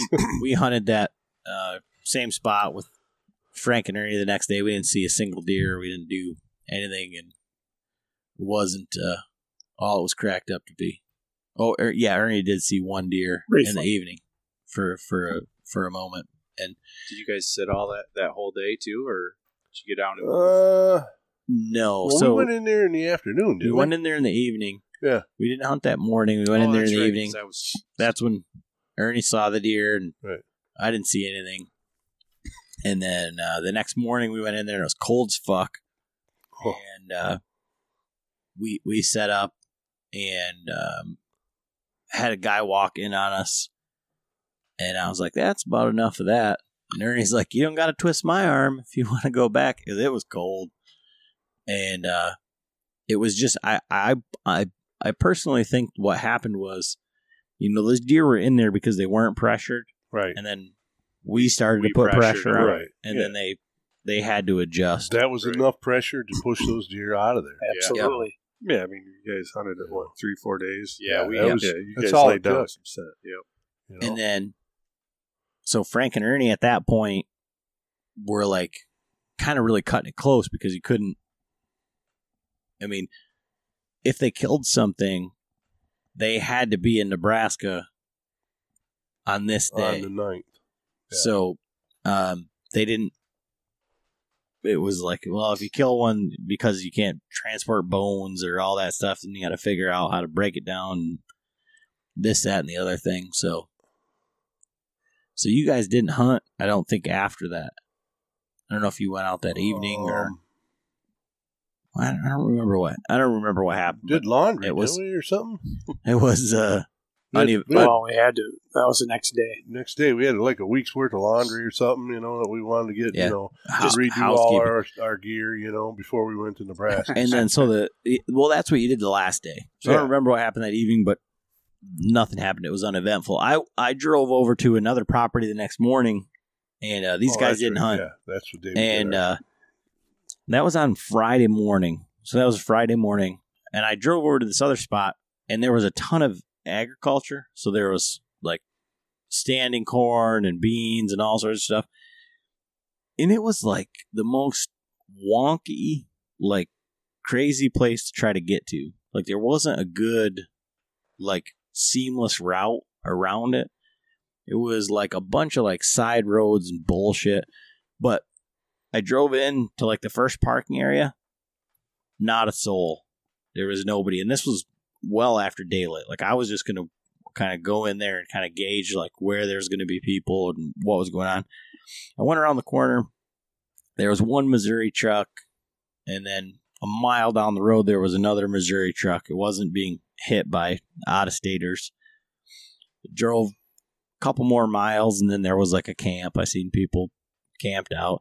I went to the main place, and it was like an RV park. There was like fifth wheels. There was a breakfast buffet. There's like all sorts of, I mean, but I kept on going around, and because it was such a weird place to get to, you had to drive by a bunch of private, and I had driven past the private, and I seen this like real nice 130-inch buck, chasing these does, and it was like right on the border of this public that I was going to. So I circled around and got over there, and I pulled into another parking area, and there was nobody. Well, so I went in and hunted, and I'd seen a couple does. Got down at noon, and that's when the guys started to roll in for the weekend. So like where I parked, there was nobody. When I got back to my car, there was a wall tent set up, a camper, and then a tent over on the other one. And I think it was just because it was the weekend. And they were Missouri plates. It wasn't out-of-staters or anything like that. But there was a bunch of standing corn, bunch of beans. Like there was a bunch of, it was... Wasn't their gun hunt going to start pretty quick? The following weekend. Following weekend it was going to start. But did you see the fifth wheel? The big fifth wheel right on the road? The field? On the road. Yeah. Unbelievable. That was the last morning. So that morning, I don't know. Yeah, you guys were going to go hunt, and you didn't get up. Yeah. And so I had to move my stuff out of Eric's room. Eric and I had a room, and then I had to move it for the last couple of days back in with Frank and Ernie. So we got up at first light, and we drove around, and we were looking, trying to find deer in fields and kind of see what was out and running around. Eric said he seen a black deer. I did. I'm still sticking to that. But yeah, so that was pretty much it. That was, if in hindsight, I really think what I was kind of getting at when I was asking you about that is I think we should have spent more time like driving around and looking for deer out in fields or out moving around, kind of getting an idea of how the deer were moving. Kind of like the hunting public guys do. Well, where you get out and just... Yeah. Yeah. But it's... I would have been a lot happier doing that. Yeah, with your coffee, donuts. Yeah, instead of being, oh, there's a deer. Look at that. They do have them out here, you know? But to be honest with you, I mean, it's real easy to watch them do that and, and be like, oh, well, that's... But then when you get there, you feel like you're pressured. There's so much of a timetable. Like, you got to be in the woods. Yeah. And especially for me, because I had like 3.5 days. So I didn't want to spend a day and a half, driving around. Well, but I mean, I think that's what I would do differently. And that's really the way that I've been hunting this year more is I would rather go and like hedge my bets on deer that I had seen the day before, and that's, And just like what you're saying, like I said, I think going down there and trying to hunt a rut down there wasn't, I think if we were down there 2 weeks earlier, it would have been a lot better for us. Exactly. Our I think there would have been less people. Right. For one, because everybody wants to hunt a rut. I was shocked, honestly, about how many people were there and how many out-of-state people were there. Yeah. It was crazy. It was like nuts. It was like where I hunt up, opening day of rifle up by Baldwin. I mean, there was just trucks everywhere. It was crazy. Yeah, it got pretty hectic. So, needless to say, one arrow loosed, a couple opportunities had, and that was Missouri. And so then you guys pack up the trailer and head on over to just a meager 7 hours and 40 minutes more. That's all. Right on the way. Yeah. Well, we stopped in Iowa City because there needed some galoshes. Arctic Shield. Arctic Shield. Arctic Shield. They're supposed to be sending me a pair of those right now. Yeah. Double XL?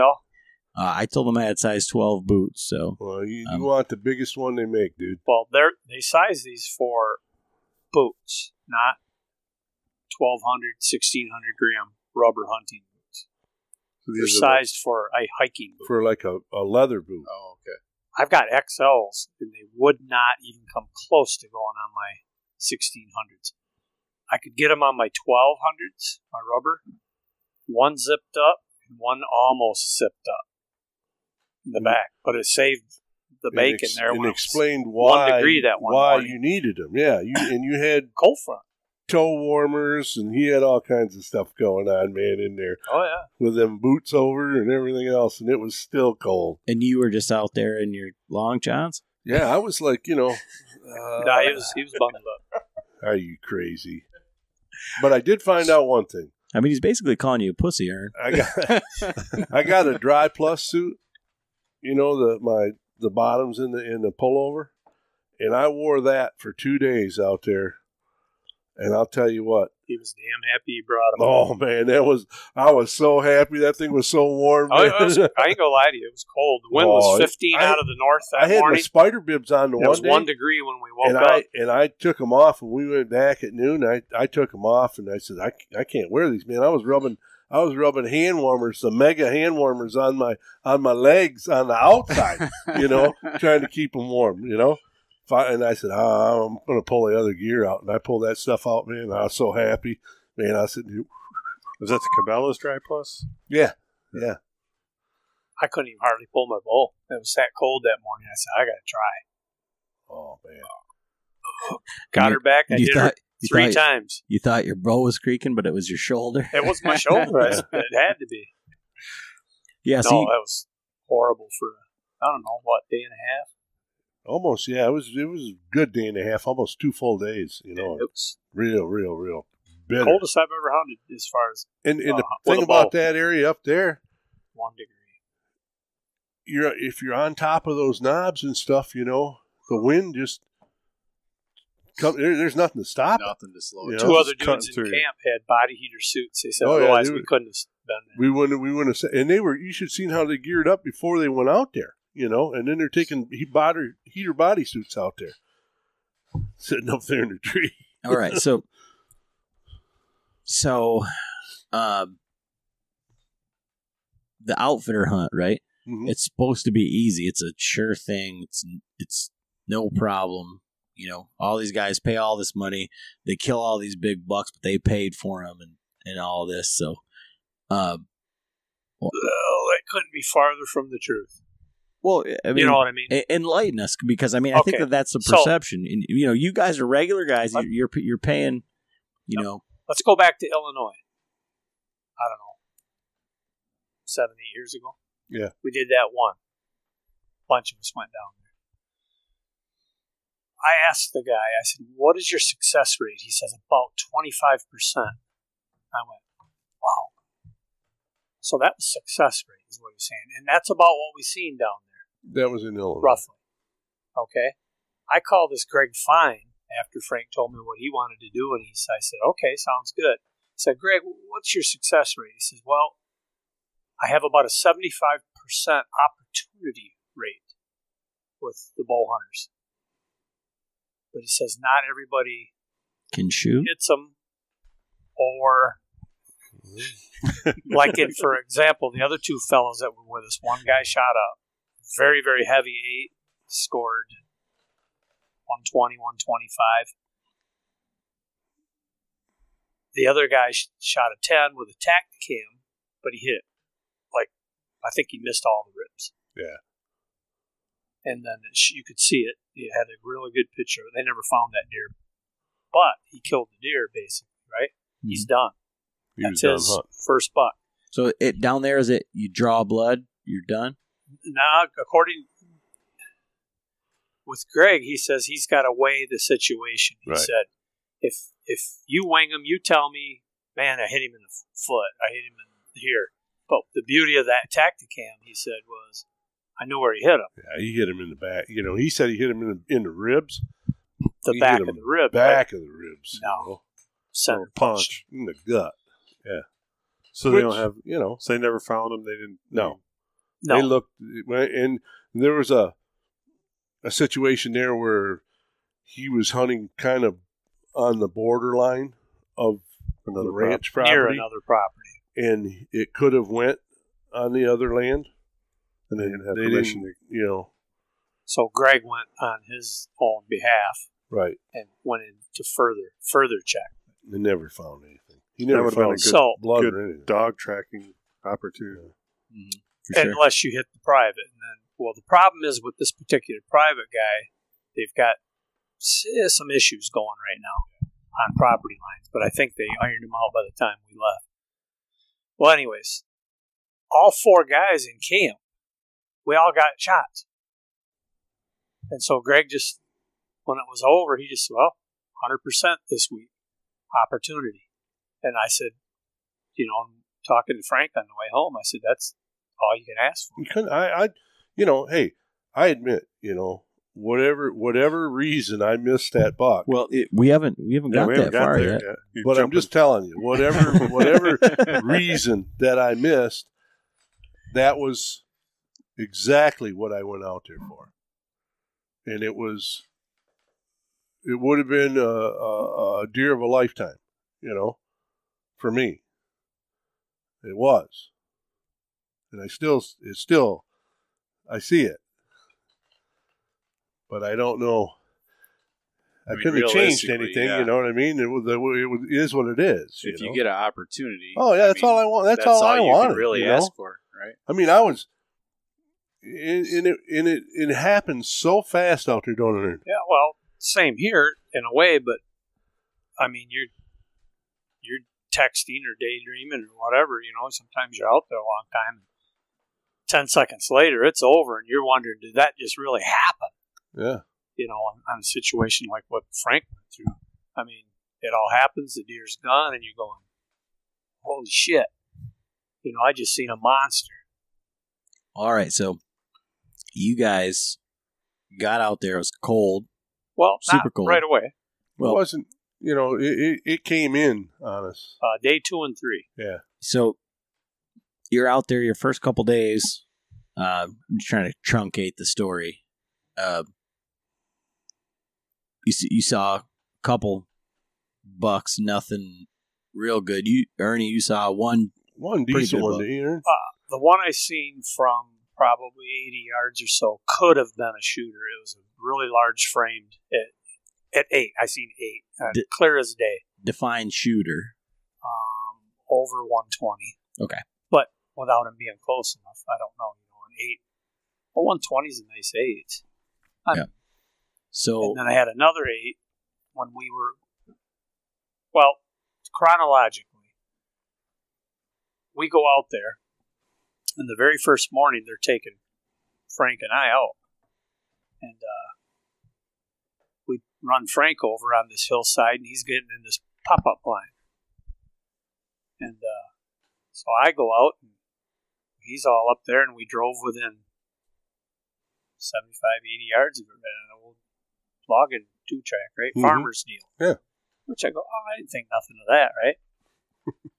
So we head out across a couple pastures and stuff, and we're probably a couple miles away, and we drive up, around, go through an old cut bean field and stuff, and drive around this huge gully and stuff, and he stops, and he goes, right there. I'm 10 feet from where I'm hunting.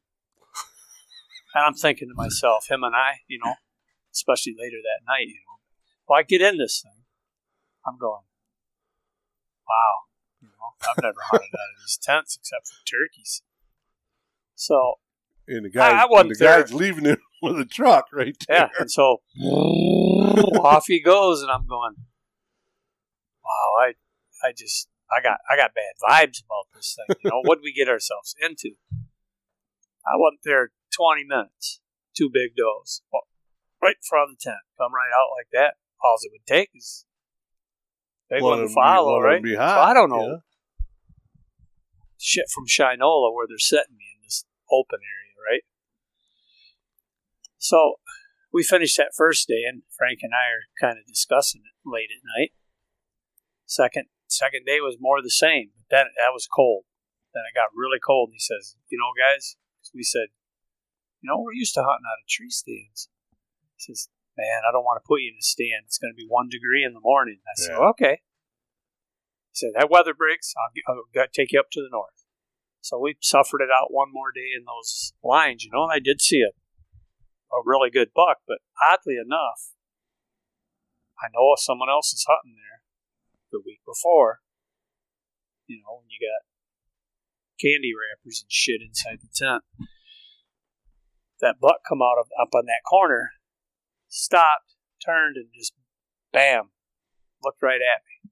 And I'm going, okay, that's the big 8-point or whatever that one dude was talking about somebody messed up on. I'm not getting good vibes about this at this point. I'm looking at what these guys are doing for us and stuff. So remnants of Illinois are coming back. So real quick right there, and one of the things that I wanted to ask about, like outfitter hunts and whatever, is what caliber, and I guess I don't know with the question, I don't even know like where you enter into the spectrum, but I would say, what caliber of hunter do you think these guys are catering to? What do you think is their average guy? Are they their average hunter? Is he walking 3/4 of a mile in with a tree stand on his back? And the 2 guys from New Hampshire that hunted out there, that's the kind of hunting they do, which is 3/4 of a mile or whatever, a mile in. More like our style. Our style. I don't know what the average is. I mean, he had some clowns in there the week before us that shot a buck that. Yeah, they had him in the freezer. It was ridiculous. Smaller than that. Did they give you guys any options, or they just like, we have these? Well, the more we stay stands, there, right? You want to hunt this one or this one? You get to know these people. The more you stay there, the more they understand who you are. Who you are. Okay. Who they are. So all of a sudden, John finally says, "Okay, you guys want to do that?" Says, "I'll take you to the north." Well, and the weather broke too. Yeah. So it's an evening. Yeah. We're going out for an evening. dropped me off. Tell him what he did to the one tent, though, when he killed the one day. Last day I hunted in that tent that morning. Check this out. It was still cold that morning, but the temperature had come up during the hunt. So he comes in a little after 10, maybe, something like that. I could hear the truck coming, and I'm going, God damn, he's getting pretty close. All of a sudden, he runs into my tent with the goddamn Dodge Dakota. I didn't know if you'd know it was me because I got a different truck. And he's just laughing. I mean, the guy he was a hoot. But so you heard he said he's sitting there and it goes, here's the bumper of the truck. I look up and he's, I don't know, I got a photo of this guy, but he's a big guy and he's got the beard or the goatee and he's just got this big shitty grin on his face. Unbelievable. So that evening, he takes us to the north and tells me where to drop down in. And he says, there's a stand. Go down in that where the three valleys come together. And that deal. He says, right in the middle there on the other side, you'll see it. No problem. I had no problem. I walked 250 yards or so, but I felt like hunting again, It wasn't a 10-foot walk. And by the way, when you come out of some of them blinds over there, the very first morning they sat me, I come out of that blind, I stumbled a little bit because there's a cedar. It was up against some cedar trees. I went, ugh. It was a 40-foot drop straight down. That far, 3 feet from the blind. They didn't say shit to me. And he let me go in there that morning. Unbelievable. If I'd have took one big step that way, had to take a shit. Oh, he would have shit his pants on the way down. It's amazing. But getting back, he dropped me off, took Frank around. I even think at the time, at first he said you were going to get going in a tree stand, but then he said you were going in a. He put me in a blind at the side hill, though, right? Yeah. Which would have still been okay if you didn't mind sitting in the blinds, because he still would have been okay on that deer. What gives me the deal is like you're looking just out this window and that's it, Right. And I have that claustrophobic type feeling, and it's like brushing behind you, so you're not shooting back here or anything. You know what I mean? This is the only spot you're going to shoot is out in front of you. Well, I'm sitting there the first evening in that thing, and I was messing around in there, drawing the bow and stuff, and all of a sudden I just drew the bow, and like, I can shoot all out here, and I put it down and like. No, this buck walks right by the tent. I mean, like right there. He's 10 feet from me, 7 point, and I'm going, holy shit, And next thing I know, he never slowed down. He didn't flinch. He didn't do nothing. He just walked right on by me, man. And I watched him walk right up the hill, and then. Well, that deer was covering some ground that night. Yeah. He come by me a half hour before that. Yeah. Ernie saw that buck.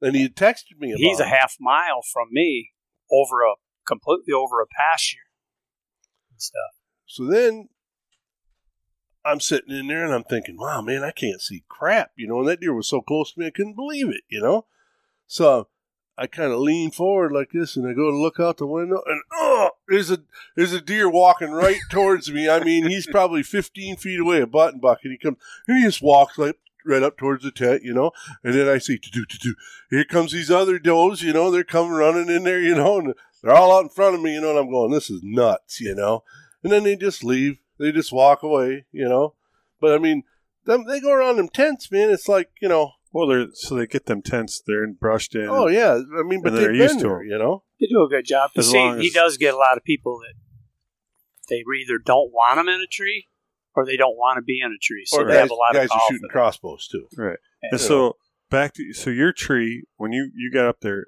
they supplied the stand. You guys didn't use your stands. I did. I hunted out of mine after that. I was super happy because this thing was like 20 feet. They put an extra extension on it, put it in a perfect tree, triple deal. The next day and a half, I never had one deer look at me, and I had him right in there. Yeah. Beautiful. Well, he goes in, and he tells Greg that night, he says, after we hunted, he says, hey, can I take my stand in there? Greg says, hell yeah, you can take your stand in there. And John said, well, I don't know if there's any trees. Frank says, hell yeah, there's trees. I said, I've seen them. I said, every deer that I could have killed every deer from one tree that night, you know. I said, that's where I'm going to be tomorrow. And I was. And we got a little bit of a nugget of what Frank learned on this hunt about reacting to deer and what you should or shouldn't do. I've hunted long enough to know. That you fucked up? Yeah. Yeah. Well, I mean, it was the just. good news is you still got a very good opportunity. But you could have had. I'm not saying, I would probably. Shish kebab. Yeah, had a shot at 5 yards instead of 25 yards. Let's go through that day. So you say you want to hunt out of this. Well, it was raining. It's raining that morning. Yeah. So we slept in, actually. We pulled in there. We told Greg and them that night, I says, look, nobody's seeing much for real big deer. And he says, I don't know what's going on. It's kind of weird. I said, well, we'll hunt during the day. We'll hunt all day, next couple of days or whatever. He says, that would probably be a good idea. Because you guys were coming in for lunch, right? Yeah. Typically, yeah. Yeah, well, and it was so cold prior to that, they were coming to get us to warm us up, I mean, I was pretty damn happy that first day that it was just miserable cold that they showed up when he said he was going to show up. Yeah. Because it was I was happy cold. to get out of there, So let's go to your hunt then. So I told I said I want to use my stand, okay, and he said fine.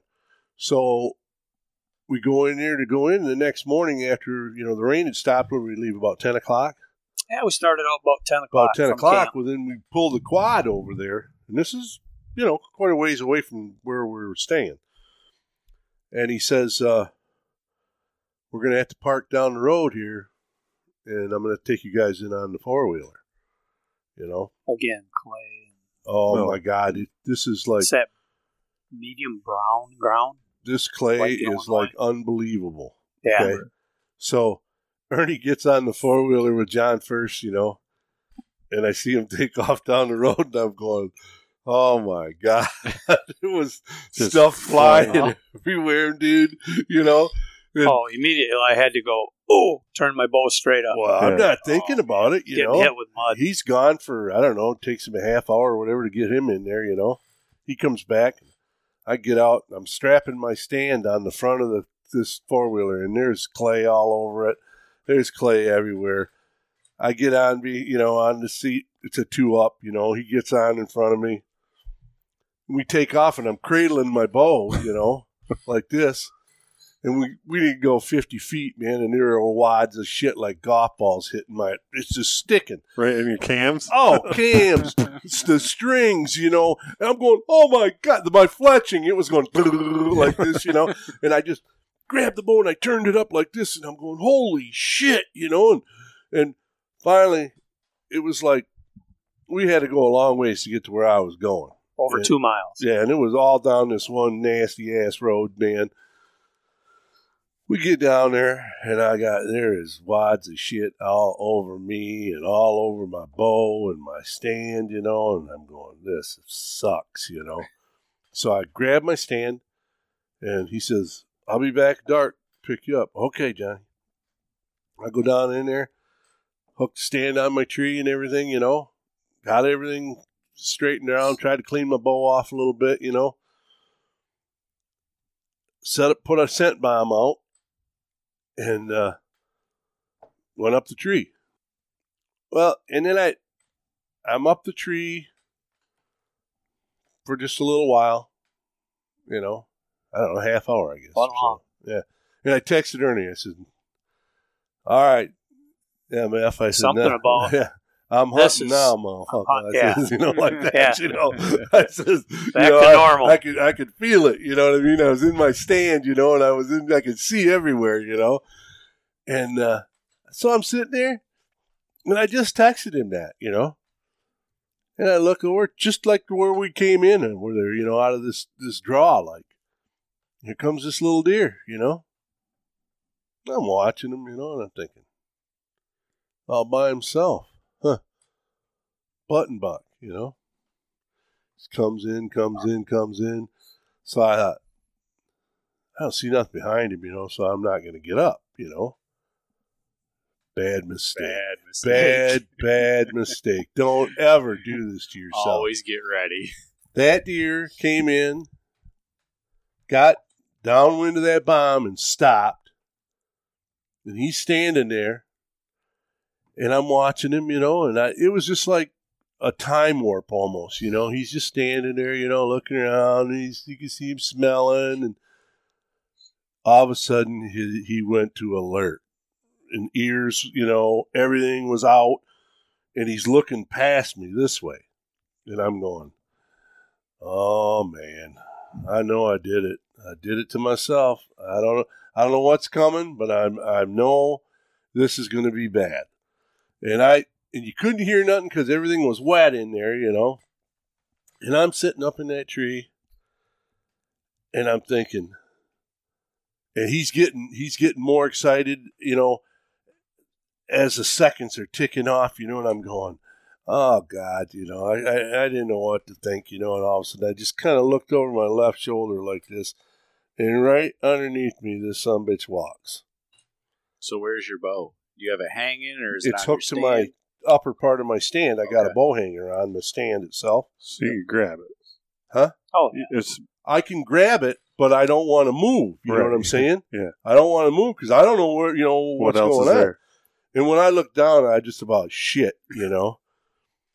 All I could see was just rack, you know, and I'm going, oh God.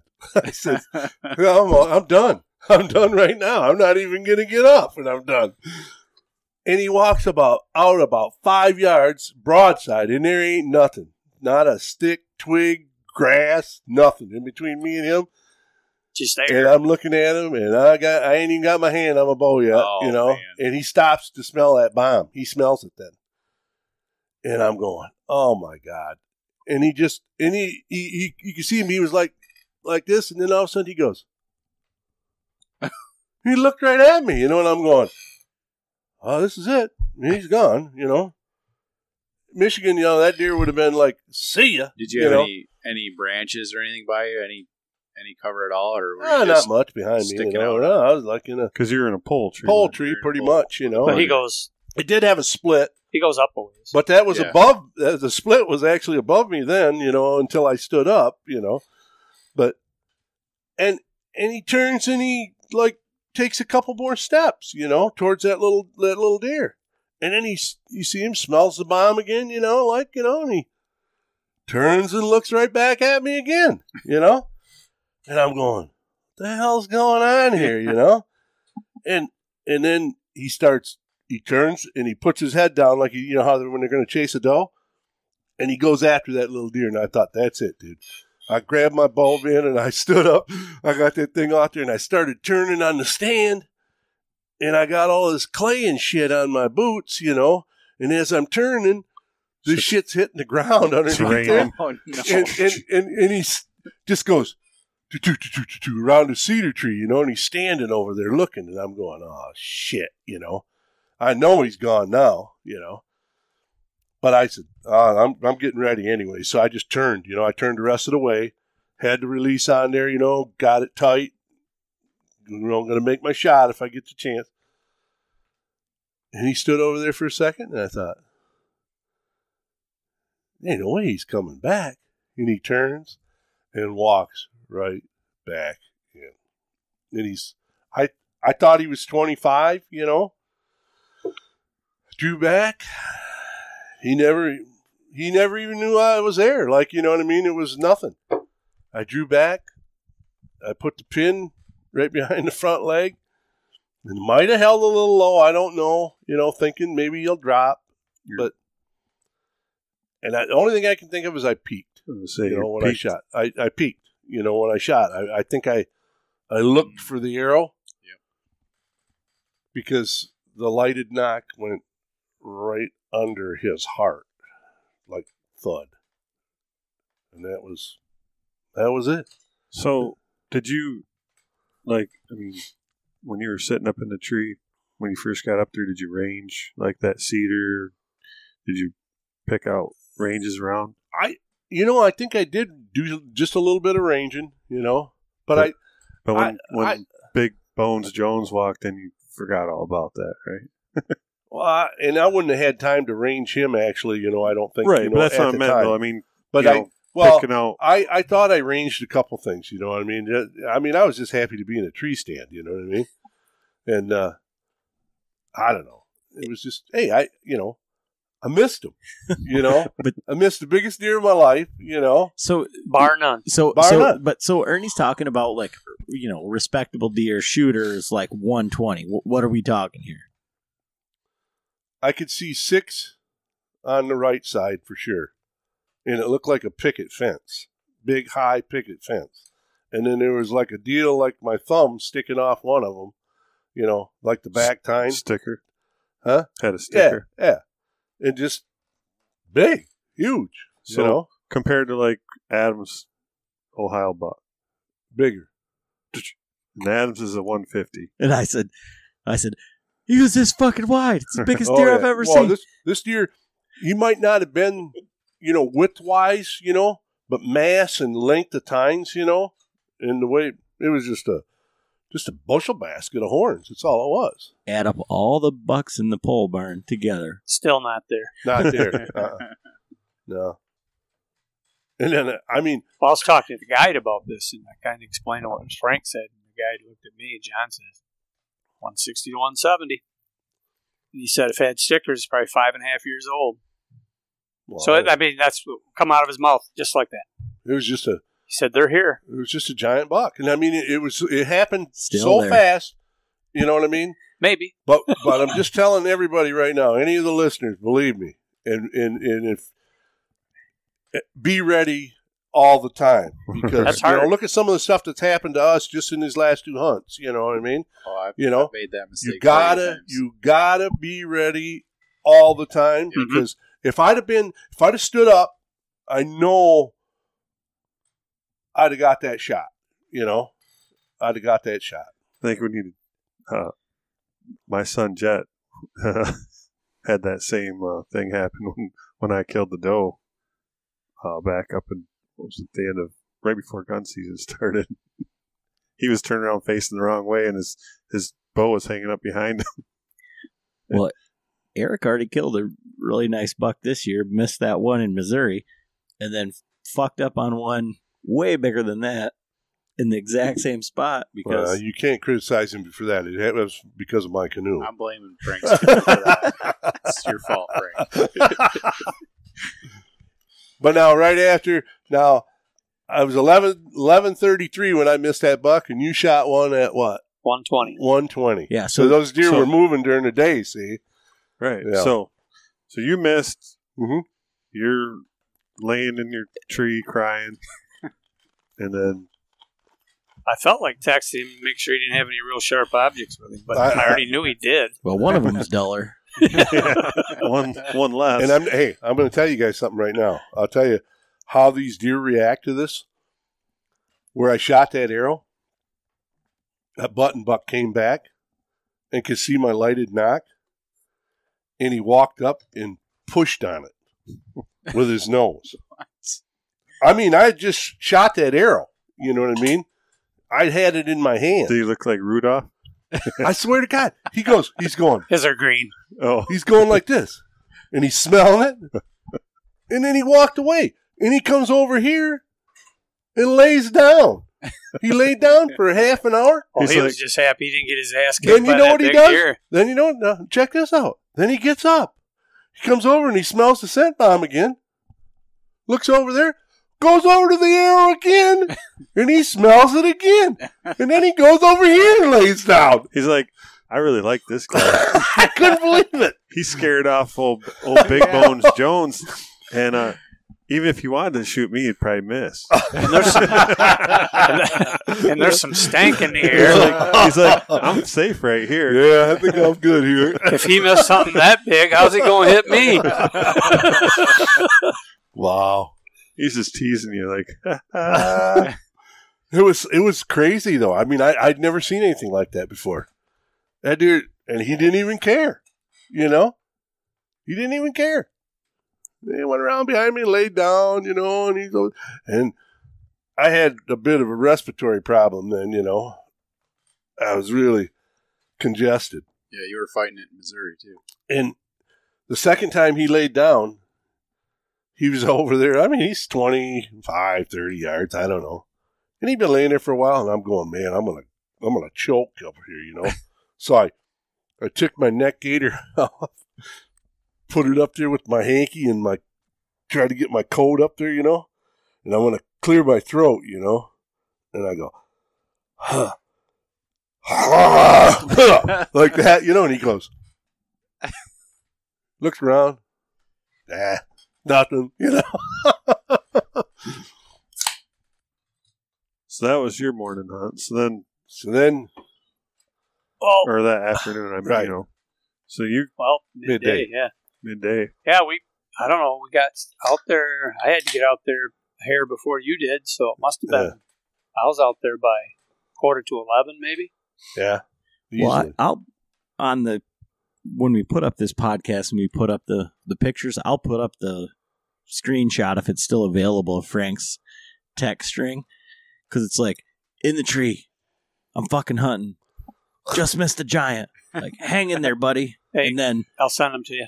And then this is the next. But the string of texts is hilarious.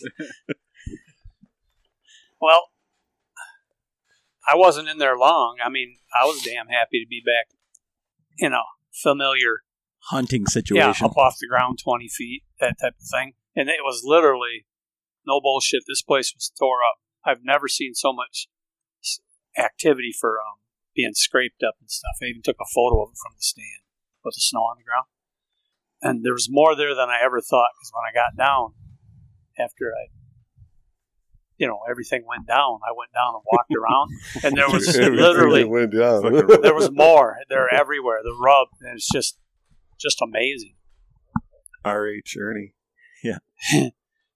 So, started off, a deer come in, a year and a half doe, right to the scrapes and stuff. It was kind of neat seeing does interact that way. Went over to a cedar that had a really big scrape there. Come up into there, stood there, and was smelling the branches in the cedar. The licking branches. Yep. Then she come up, went underneath me, and went over on this side hill and was dicking around up there for a while. And I looked, and all of a sudden up that same valley that leads its way toward the river, I believe, which is a little ways away. It's the border. Yeah. The border. Well, up comes this big deer. I see it coming through these dark spots. I said, holy Christ, that's a big deer. Stood up, got ready, come out, and it was the biggest freaking doe. There's no way a doe can be as big as this deer was. It looked like it had the huge neck. And that deer was just massive deep. And the whole time I'm sitting here, after she left, I go, you dumb bastard. Didn't take a picture. I got a camera right in my pocket, and it was just huge. It come in, this other deer's seen it. It goes, da-da-da-da-da, hello, went down there. That deer laid its ears back and attacked that other deer and hit it, clubbed it. I mean, attacked it quick and hit it. And it ran off like that. Then she went over there to that same scrape, the big one, and did the same exact thing. Then she went up a trail up that way, and the other deer walked off. Oh, I'm going, holy cow. I mean, that is a massive. Well, then my phone started blowing up. This was after he said, no, I'm hunting now, MF. He says, I forget the exact words. He says, I just missed him. He might have said, I just missed a giant. I go, oh, man. And then there was a few details in there. At least you got a shot. Yeah. And so I'm going, oh, man. I just kind of tried to help him out. I just said, man, hang in there, man. Lightning can strike twice. Hang in there. We're in the right part of the country right here, buddy.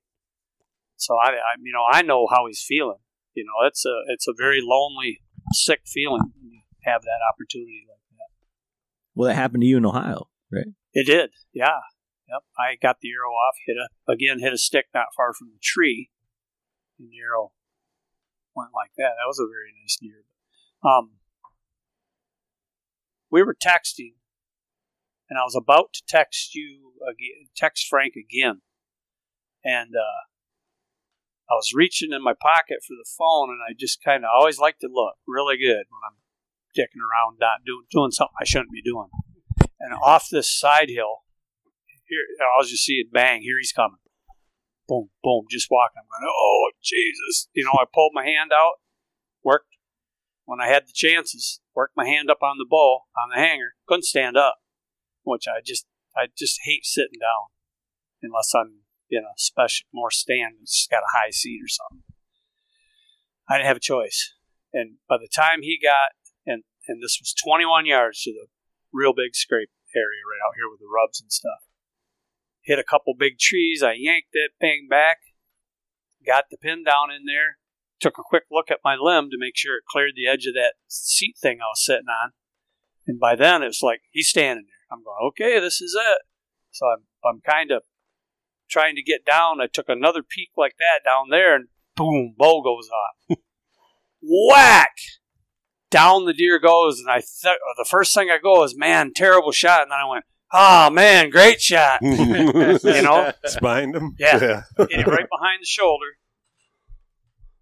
That was about probably what it looked like that far down. Yeah. But went straight down, and his legs went straight out. And then he was trying to move and stuff. So at that point, I'm in another world now. Okay, never done this. I said, okay, I've heard horror stories about people getting down and these things running off, but he can't go nowhere. Well, then he flopped and gave me a relatively really good shot with a slight angle away. So I just knocked an arrow and drew back, pulled down in there, and just kept pulling and squeezing, pulling and squeezing. When that bow goes off, he does another one of them little flop deals and curls. The arrow comes in and slams roughly where I wanted to, but when he curled, all it ended up doing is going in, under the hide. Right down the rib cage. Back out the hide, and then hit evidently his foot or something on the other side, laid 10 feet from him with the knock lid up, and I'm going, what the hell? So then I'm going to get down. So I wanted to dispatch that animal quick. I just wanted to. I didn't care for it. I'd much rather shoot him, have him run 10 seconds, and be dead. Well, what does he do? He flops over and gives me the perfect shot. So Geronimo here loads his third arrow, draw back, squeezed it off, and I shot him right through the back of the heart. And he lasted about 6-8 seconds. Head went just boom. So then I'm going, oh man, this is just too wild. So I think then I texted you. I said, oh my, OMG. Just knocked down a nice 10, Yeah. And then said, man, I got to calm down here because I got little stand pots going before I try to climb down this tree, So I finally got down there. Oh my God. Pretty wild. And believe me, red lights everywhere. Those rages. Hey, that rage, chisel point. Yeah, I tell you what. It'll zip right down the rib cage. Oh man, I'm telling you what. If you want to skin one, I never seen. You wait till Wilkes gets a really good look at that. I never seen anything like it. You could have put a suitcase in there for crying out loud. It was big. So, and what did the guide say when you guys are on the way back? When he looked in the back seat? Well, my quiver was back there. Mine was back here too, and stuff. And he said, "My God, I had to look behind me. I thought somebody had a Christmas tree in there following me." Got three red ones and a green one back there. Those things are amazing. That one lasted till the day after that. Yeah. Day after that day. We didn't turn them off. They were too busy drinking beer. One drinking his sorrows away, one celebratory. I had a few. I had two that night. Yeah, maybe two that night. You had hunting things. Yeah, I hunted all the next day. You guys shooting the nocturnals? Yeah. Yeah. You too? Yeah. My problem, I bought like 4 packs this last, during the summer, whatever. And 2 of them I broke just shooting in the targets. Yeah. Like, I know I'm shooting, my Easton Axis arrows, so they have the smaller, smaller diameter. I think they're the H Nox. No, it's the X.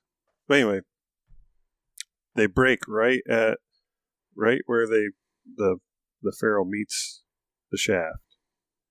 It pops off, and at first I didn't realize what had happened. I didn't even know it was broke, and the one was flickering a little bit. Well, then I went up and then you could just sit there and wiggle it. Yeah, about ready to fall off. So that could be, that's devastating. Dry fire your bow. Hurt yourself, whatever. So that should, it's like a little tip or whatever for people to keep an eye on those. And then when that doe I shot, it went. I mean, that was perfect pass through right through the ribs, and then it worked. But when I got down there, the top of the knock was gone. And I've noticed, I've seen several pictures now on Instagram where the same thing has happened to other guys. So I think it's kind of a flaw with those knocks right now. Could be. I seen one with Dudley. Can't remember who else. Yeah, I didn't. When I shot that buck early in the season, I didn't recover it. It hit a tree or something, broke off, was gone, went flying out. So. I'll tell you, what was I going to tell you guys? I was sitting there the one night. This is back here, sitting up in the tree, and how you get dark, you pop your arrow off, put it in the quiver, and stuff, and I'm getting things ready, I let my bow down, and I'm looking. Here's a lighted knock on my string. Oh. I didn't push my thumb, Normally I push my thumb behind the knock when I take it off. Yeah. And I just jerked it off there. I dropped my rest and jerked it off, but it was lighted. It was on because I must have wiggled it or something. Well, I can tell you this: it doesn't take much to set one of them off because I was having problems. I got to give it to John, but I've been having problems with that knock to it because I think it's either got water in it or something. It's like some corrosion in it. Yeah, it doesn't want to seat very well. Well, that last day when I was in Missouri, I had a bitch of a time getting it on the D-loop, and finally it got on there, and I had an issue with it before, so I just kind of tugged on my release a little bit, and it fucking popped off, but so did the arrow, and it went about 3 feet, boom, all the way straight down to the ground, and it was lit. Lit it up. Green knock right there laying at the bottom of the tree. Like that. Come up and lick it. Come up and smell it, man. Whoa, what's that? But how does your knock? I mean, it sounds like it must be pretty tight. Then that knock fit really tight on the string. Not that bad. Just Another night, I got up there and pushed it on, and it turned it on. And it turned on, and I'm going, oh, what the hell? So I ended up, I had some crap in the knock, in between the string and the knock, itself. And I just jammed it in. Yeah, jammed a stick or something in there, Yeah, stuck your quiver knock end down in the dirt. Oh yeah. So, for your takeaway from your hunt, I mean, you guys both had opportunities. And I mean, it's hunting, right? So, what would you do differently? If you go back there again or whatever, because I would get their permission to turn us loose. Yeah. Let it, use our stands and just hopefully it wouldn't be give us those options and then let us turn us loose. You're going to hunt here, you're going to hunt there, you know what I mean? That's fine, but give us an area, you know what I mean, and let us go ahead and hunt. And I think they're fine with it. And I think he'd do that. He has unguided hunts and stuff like that, too, Semi-guided. You got to transport yourself and stuff, which we could do. I have a question for that though, but why? Huh? I mean, you had. You missed a monster. I agree Well, with you. he took his own stand and he moved where he wanted to Right. be. Yeah, that's what I'm saying. That's all I'm asking for is that You know, freedom. that's what I did, you And know. they don't have a problem. Right. Me as, Less work you they got. know, an opportunist, I looked at that and I went, man, I could see everything from there. You know, I could have killed every deer I saw, So, you know, so. in hindsight, if you'd have been sitting in that blind, what would have happened? I'd have probably killed him. Well, you'd have probably killed him. I'd probably killed him. Thanks for bringing that back. yeah. So how close did he come yeah. to that blind? It would have been about a 30-yarder, you know, maybe, Well, you had a problem But at he had a 18. 5-yarder. you know. If he, But I mean, I was in the right spot. You know what I'm saying? When I picked the right what's spot. funny is you know. I catch you standing a lot more than sitting. Yeah, I know. But you go, well, I'm going to stand the last 2 hours here. Yeah. See, we always think prime time. Well, in situations like we were in, I mean, I just got in the any 10 stand, seconds you know. could be prime And time. then I see a little deer like that, and I'm thinking, there ain't nothing behind him. You know, John, I can see out there. are you seeing a real simple solution for this? Yeah, just be ready. No, I'm saying if these two clowns, when they were talking about, Ernie says, I hate sitting.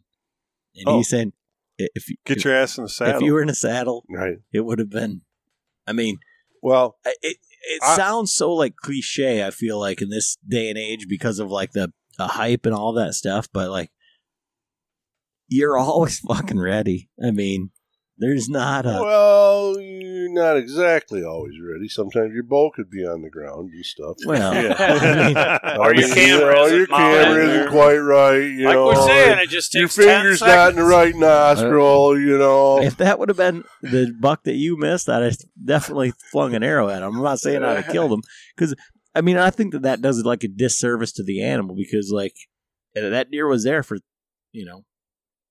15 minutes at 35 yards, and I certainly would have shot at him. But I mean, I shot at 15 fucking squirrels today, and I got one. So With your bow? no, with the fucking pellet gun. Oh. pellet gun. I got. Maybe you should use your bow. I was thinking Might be about that. better I'm off. telling you what. I have more confidence in my I bow got a than that couple gun. gray squirrels in the freezer, I just put one in there Hey. today. Listen to me. and then I shot a red squirrel right through both eyes with my bow. I'm going out tomorrow morning, Adam, and I'm gonna get you a pot full. All right. Okay, Yeah. and I'll clean them for you too. Hey, that one doesn't look so bad. You did a great job. Did Put it you on have the your one. squirrel one. arrow knocked in Missouri too one morning? Yeah. Or something? Well, that was a whole on accident. Yeah, I just grabbed one out of the quiver, and I looked up and I was like, "Oh Jesus Christ!" Shoot him with a judo point. I'd have been really fucking Blunt. pissed. He had to aim for his eyeball. So, okay, Well, another good question is that I thought Adam would ask is, would I do that again? right. Right. Well, we're getting there. You Would haven't been talking for 2 hours. I mean, I'm working up to it. Would I? Yes, I would. Same Absolutely. outfitter, same everything. I think I would go back to them again. I would, I see what Well, can happen there. They just shot a 200 incher on the other the property. adjoining right next to property last year. them. These deer go, Well, and that's what he that said buck when, he's seen when could we, be in South Dakota 2 days from now. when we talked to him at the expo. Because after you'd seen him, then you're like, hey, come with me and go check this Right. guy out. It's legit. And he's, they had a little video clip playing, and then we talked to him, and he's like, yeah. They had said he had like a 180, 190 shot. So, And it's what's the name of the outfitter? North Star. Okay, we'll have to reach out to them because I can tell you what.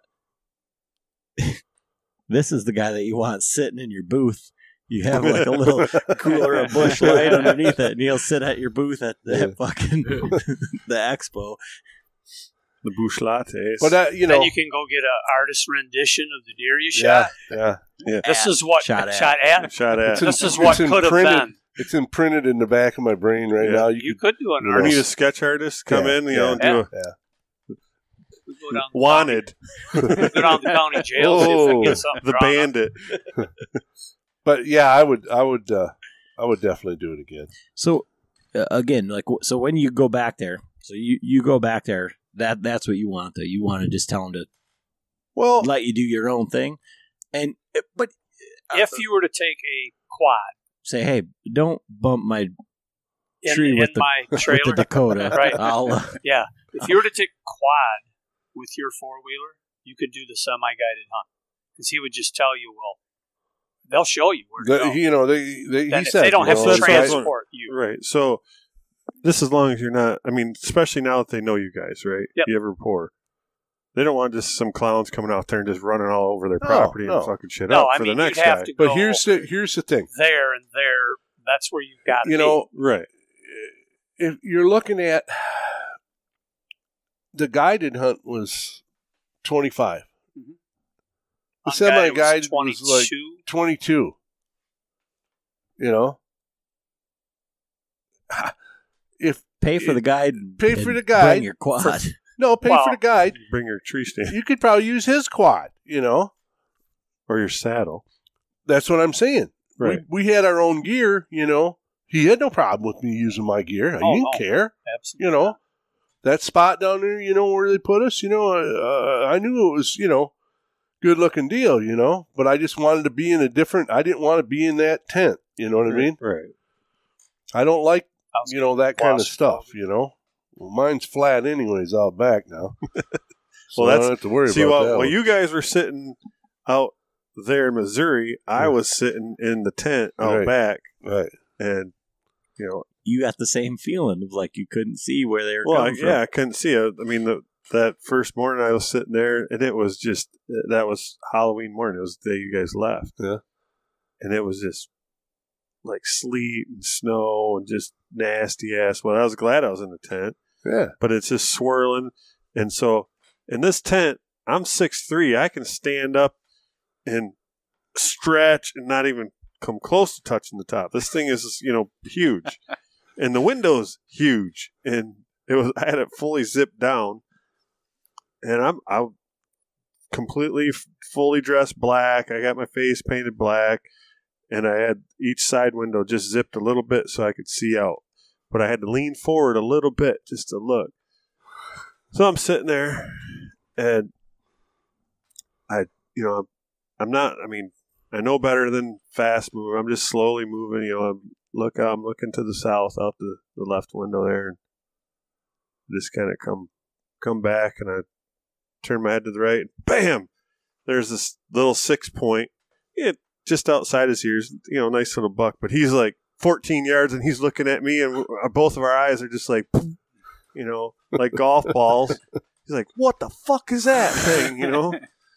But he ended up taking a few more steps, and then, you know, he's looking at me the whole time, but he was coming into them scrapes, and then the wind swirled around, you know, it was over he said, at that no point. Thanks. Yeah, he's like, you saw a few deer out there, didn't you?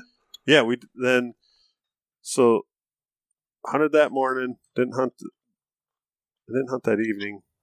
I ended up going back in there Saturday with Jet. And Saturday morning, we seen one nice buck. Well, I could see it. He crossed. I mean, it was on the trail. Yeah, we were actually getting out. It was like 11 o'clock, and Jet was laughing at me because I was grunting and snort wheezing and making all kinds of ruckus. And all of a sudden, shit, there was a buck. You know, I'm like, there's a deer right here coming.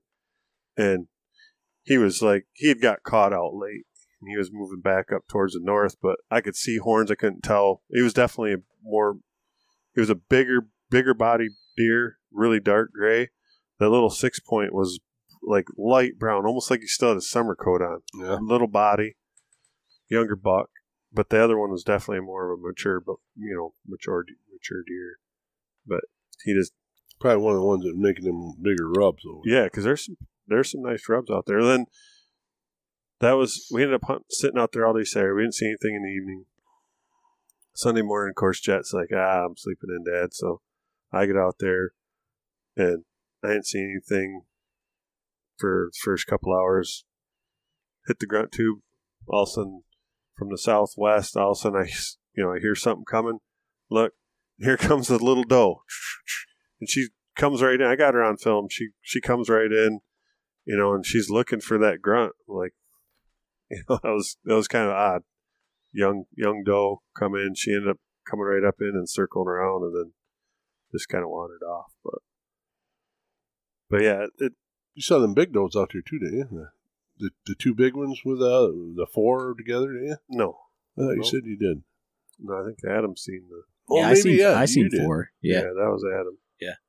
So and that was up until this year and right now, I'd never seen a freaking.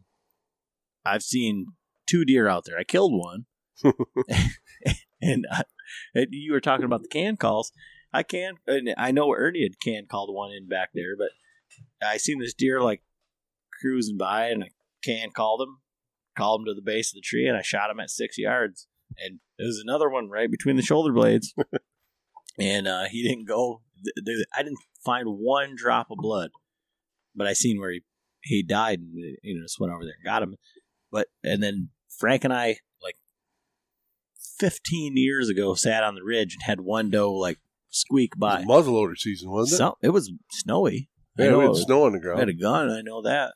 But we went out there, and I've hunted out there a million times. I guess last year, the year before, in the winter, I had some go by me. But I'd seen more deer in turkey season than I've ever seen any deer out there when I was actually hunting. That's because they know you're not hunting them. Well, but this year, I went and sat in that tent, and it was to the south. And Frank gave me the story about all the deer that he'd seen out there, and this, that, and the other thing. But I didn't know they were coming from the south. I expected everything to be working from the north or from the southwest, working towards the north. These freaking deer popped out right from the east. Yeah, they're bedding to the north. Yeah, so they popped out from the east, south of me, and like it was the same thing. Like they knew something was in that tent, and like they knew that it wasn't like what they were used to. Well, if anything, you have to leave that window open. Yeah, maybe they're used to. No, we need to get a mannequin set in there and leave the window open. Well, last year at ATA they had that Halloween decoration that you put in your stand. But yeah, I'm listening back to that as I'm just thinking like that's where Frank needs to be, because I mean, if you count all the deer that you've seen all season, I'd say half of them have been back out there. Now that his tent's crushed. Yeah, well. Yeah. Yeah, but I mean, his dreams were crushed in Nebraska. We could just put him in a saddle and get him out there. Oh, well, I had him in the saddle the other day, and he wasn't having it. I guarantee you, though, the one tree that I used to hunt, the oak right there on the corner of the trail, yeah, you know where that hole is over there? Yeah. I mean, you could shoot to that, So you would be in a good spot with the right wind there, I'm just going to get a couple trees ready for next year. Now's the time. Now's the time. Get out there and do it. I think one of the mistakes that we made is all that sign was out there. You weren't out there, right? Hunting. All that sign showed up. Again, that falls into the knowledge-based part. Whereas, if that was a place he'd never been to and he'd never seen sign, he'd have never hunted. But now that he knows what's going on, he has the advantage of getting there earlier. Yeah, but I honestly think, from what I've seen this year, and we need to seriously do a podcast just on not necessarily trail cameras, but cellular trail cameras. I mean, that for guys that have a spot to hunt that's near their house or somewhere that they can just slip into, I don't think that there's any better tool out there. I mean, and from where he's at, he could almost use a Bluetooth or a fucking Wi-Fi one. I mean, realistically, but to be able to see in real time, what's going on without having to mess it up. Right, because not having to go out there. Because that's the problem. Because I try to stay out of there for the most part. Some deer get wise real quick. Right. Well, yeah. I mean, that's. I try to stay out of there for the most part because I know the first couple times you go in there are going to be your best opportunities. So. Yeah, I was even this morning. You guys got up, went hunting. I got up to go hunting, but then the wind was just whipping out of the south. It was a terrible wind for where I was going to go, and so let it get light. Then I went up there and figuring that they had already been through and just wanted to see what kind of sign was in there. And I'm like, you know what? I've always, talked about it. I don't even own a trail camera. It's time to go get some. That's where we messed up this morning, because when we walked out there and on that corner, like where we said that, like that's where we need to be hunting. Like I should have just went and put a camera out there and just left it, Yeah. Because, that spot we found today. Yeah. The spot we found today. That's where you should put a camera. I'll sell you one. Yeah, but that's. I mean, there's no cell service there. That's the bitch of it. Yeah, that's where I hunt. There's no cell service, so there's no point. But what we found when we were walking around is going to change the way that I hunt. That I can tell you that right now. Absolutely. So, but yeah, I think pretty much that kind of covers like our whole deal for this past November, and out of state and everything. We got a lot of Uncle Frank on this one. We did get an Uncle Frank story, but we'll save that for another day. So, thanks everybody for listening if you stuck around for this long. But a lot of times we ramble and it goes from here to there, but this one was, I feel like, a little bit more fluid, I'd say. And thanks to Eric for stopping by on this one and kind of going back through it, because, for first time out of state, I mean, these past 2 years, I mean, we've only been doing the podcast for a couple of years. And I mean, I don't think that there's any, that you can't deny the correlation between our podcast and Eric's success of the last 2 years being his most successul years. I owe it to you guys, except for Frank. Don't ever want to see that canoe again. No, I'm glad you guys invited me to go though and had me on here. So good time. But yeah, so thanks everybody for listening, and I think that's kind of all we got for this season. See you later.